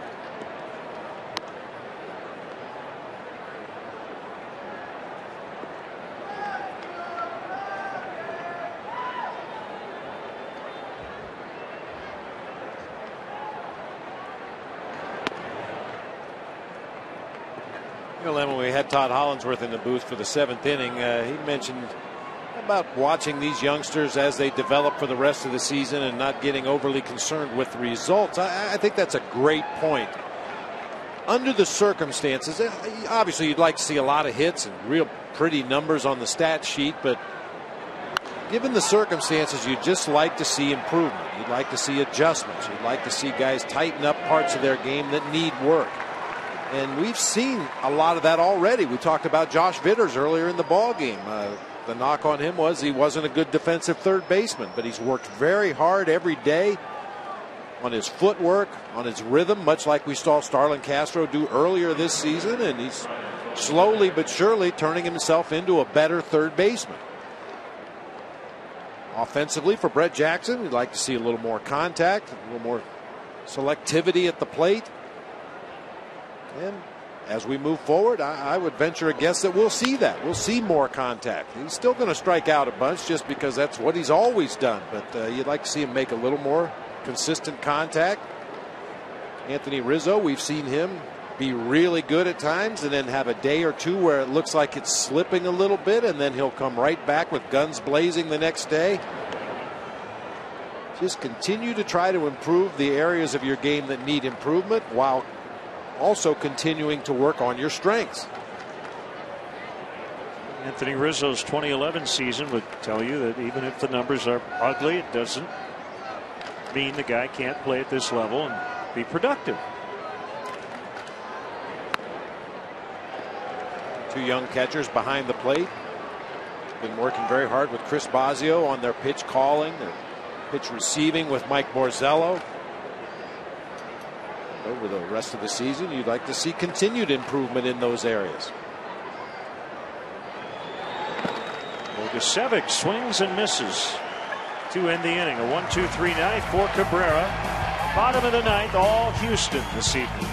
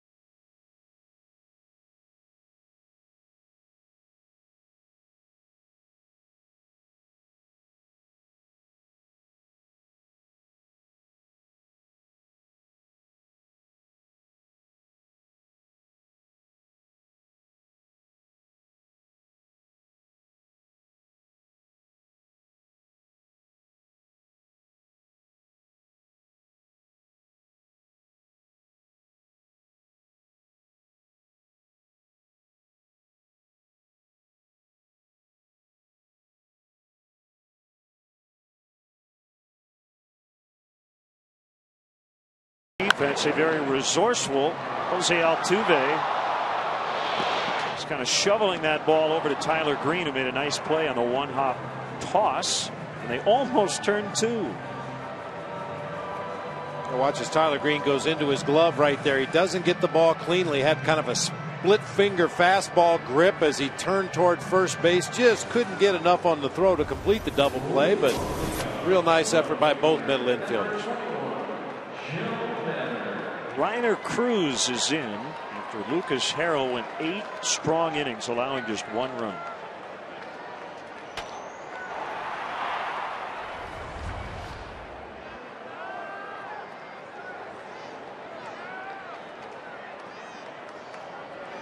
Pitch to Joe Mather, knee-high fastball for a strike. We saw Cruz last night, an inning and 2/3, 1 run.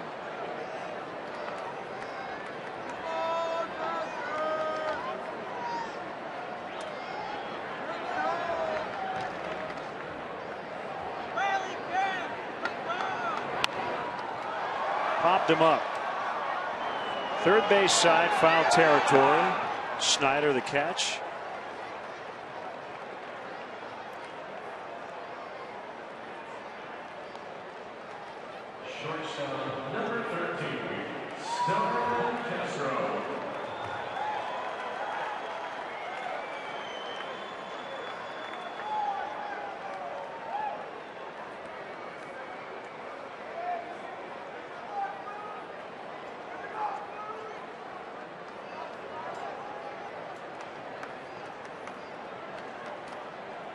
Castro digs in. Grounded out in the second, hit into a double play in the fourth, singled and scored the only Cub run in the seventh.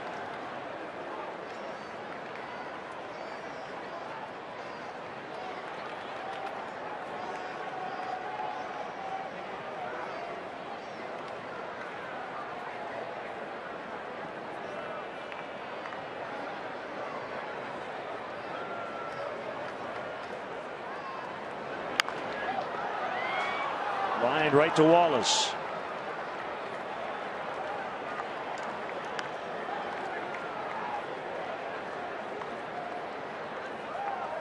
Catcher number 53, Castillo. We've seen this a lot here, Bob. And Castro. It's kind of that's a 2-strike swing. Yeah. And an 0-1 pitch. He's so good at making contact that sometimes he makes too much, and it's not good enough. He did hit it on a line, but not particularly hard.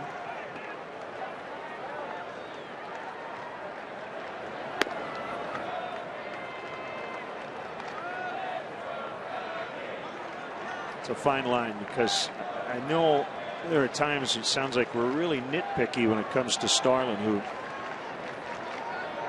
he's hit 300 his first 2 years in the big leagues, been an all-star twice, but the ceiling is so high. I just feel like if he would attack the zone, he knows he would attack the zone as opposed to the ball a little bit more often, I think it would do him a lot of good. And they talked about it with him.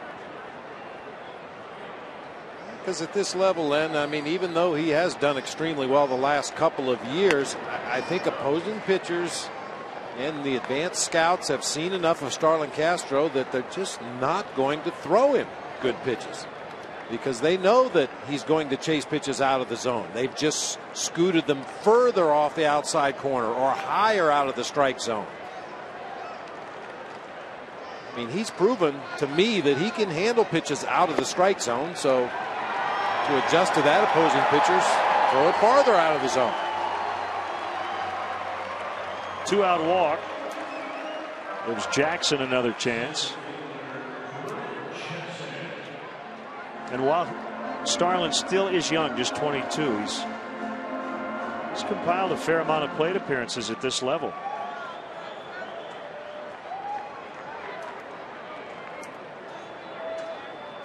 Including swing and a miss. So including tonight. Dial it up here.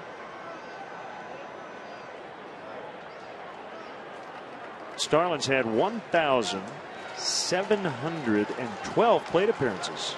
For a 22-year-old, that's a ton.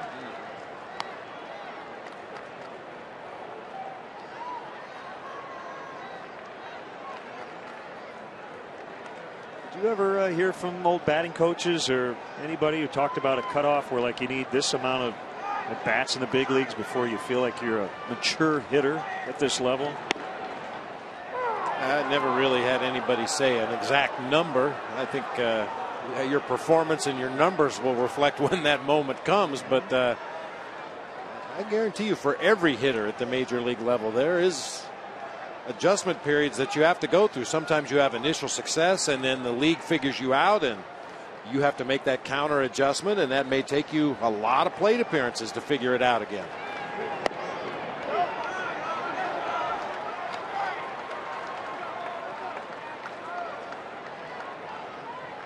I think as you develop more and more of a book on opposing pitchers, it does get a little bit easier, because you face a guy like Lucas Harrell tonight. Sinker, sinker, sinker, pounding that sinker. He's going to throw strikes. He's going to pound the zone with sinkers. Well, at some point, you're going to face another pitcher who's very similar in style.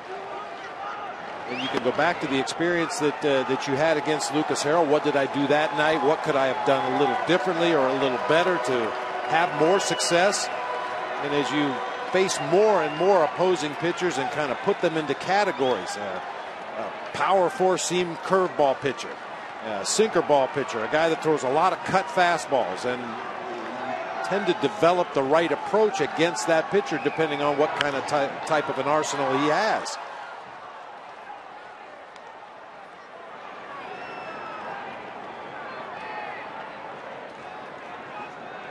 I was chatting with Armando Galarraga, maybe about sinker grip. That's something pitchers are always doing, messing around with the baseball, different grips, finger pressure. How many stitches should I move my thumb over on the ball? Another 3-2 to Jackson and another foul.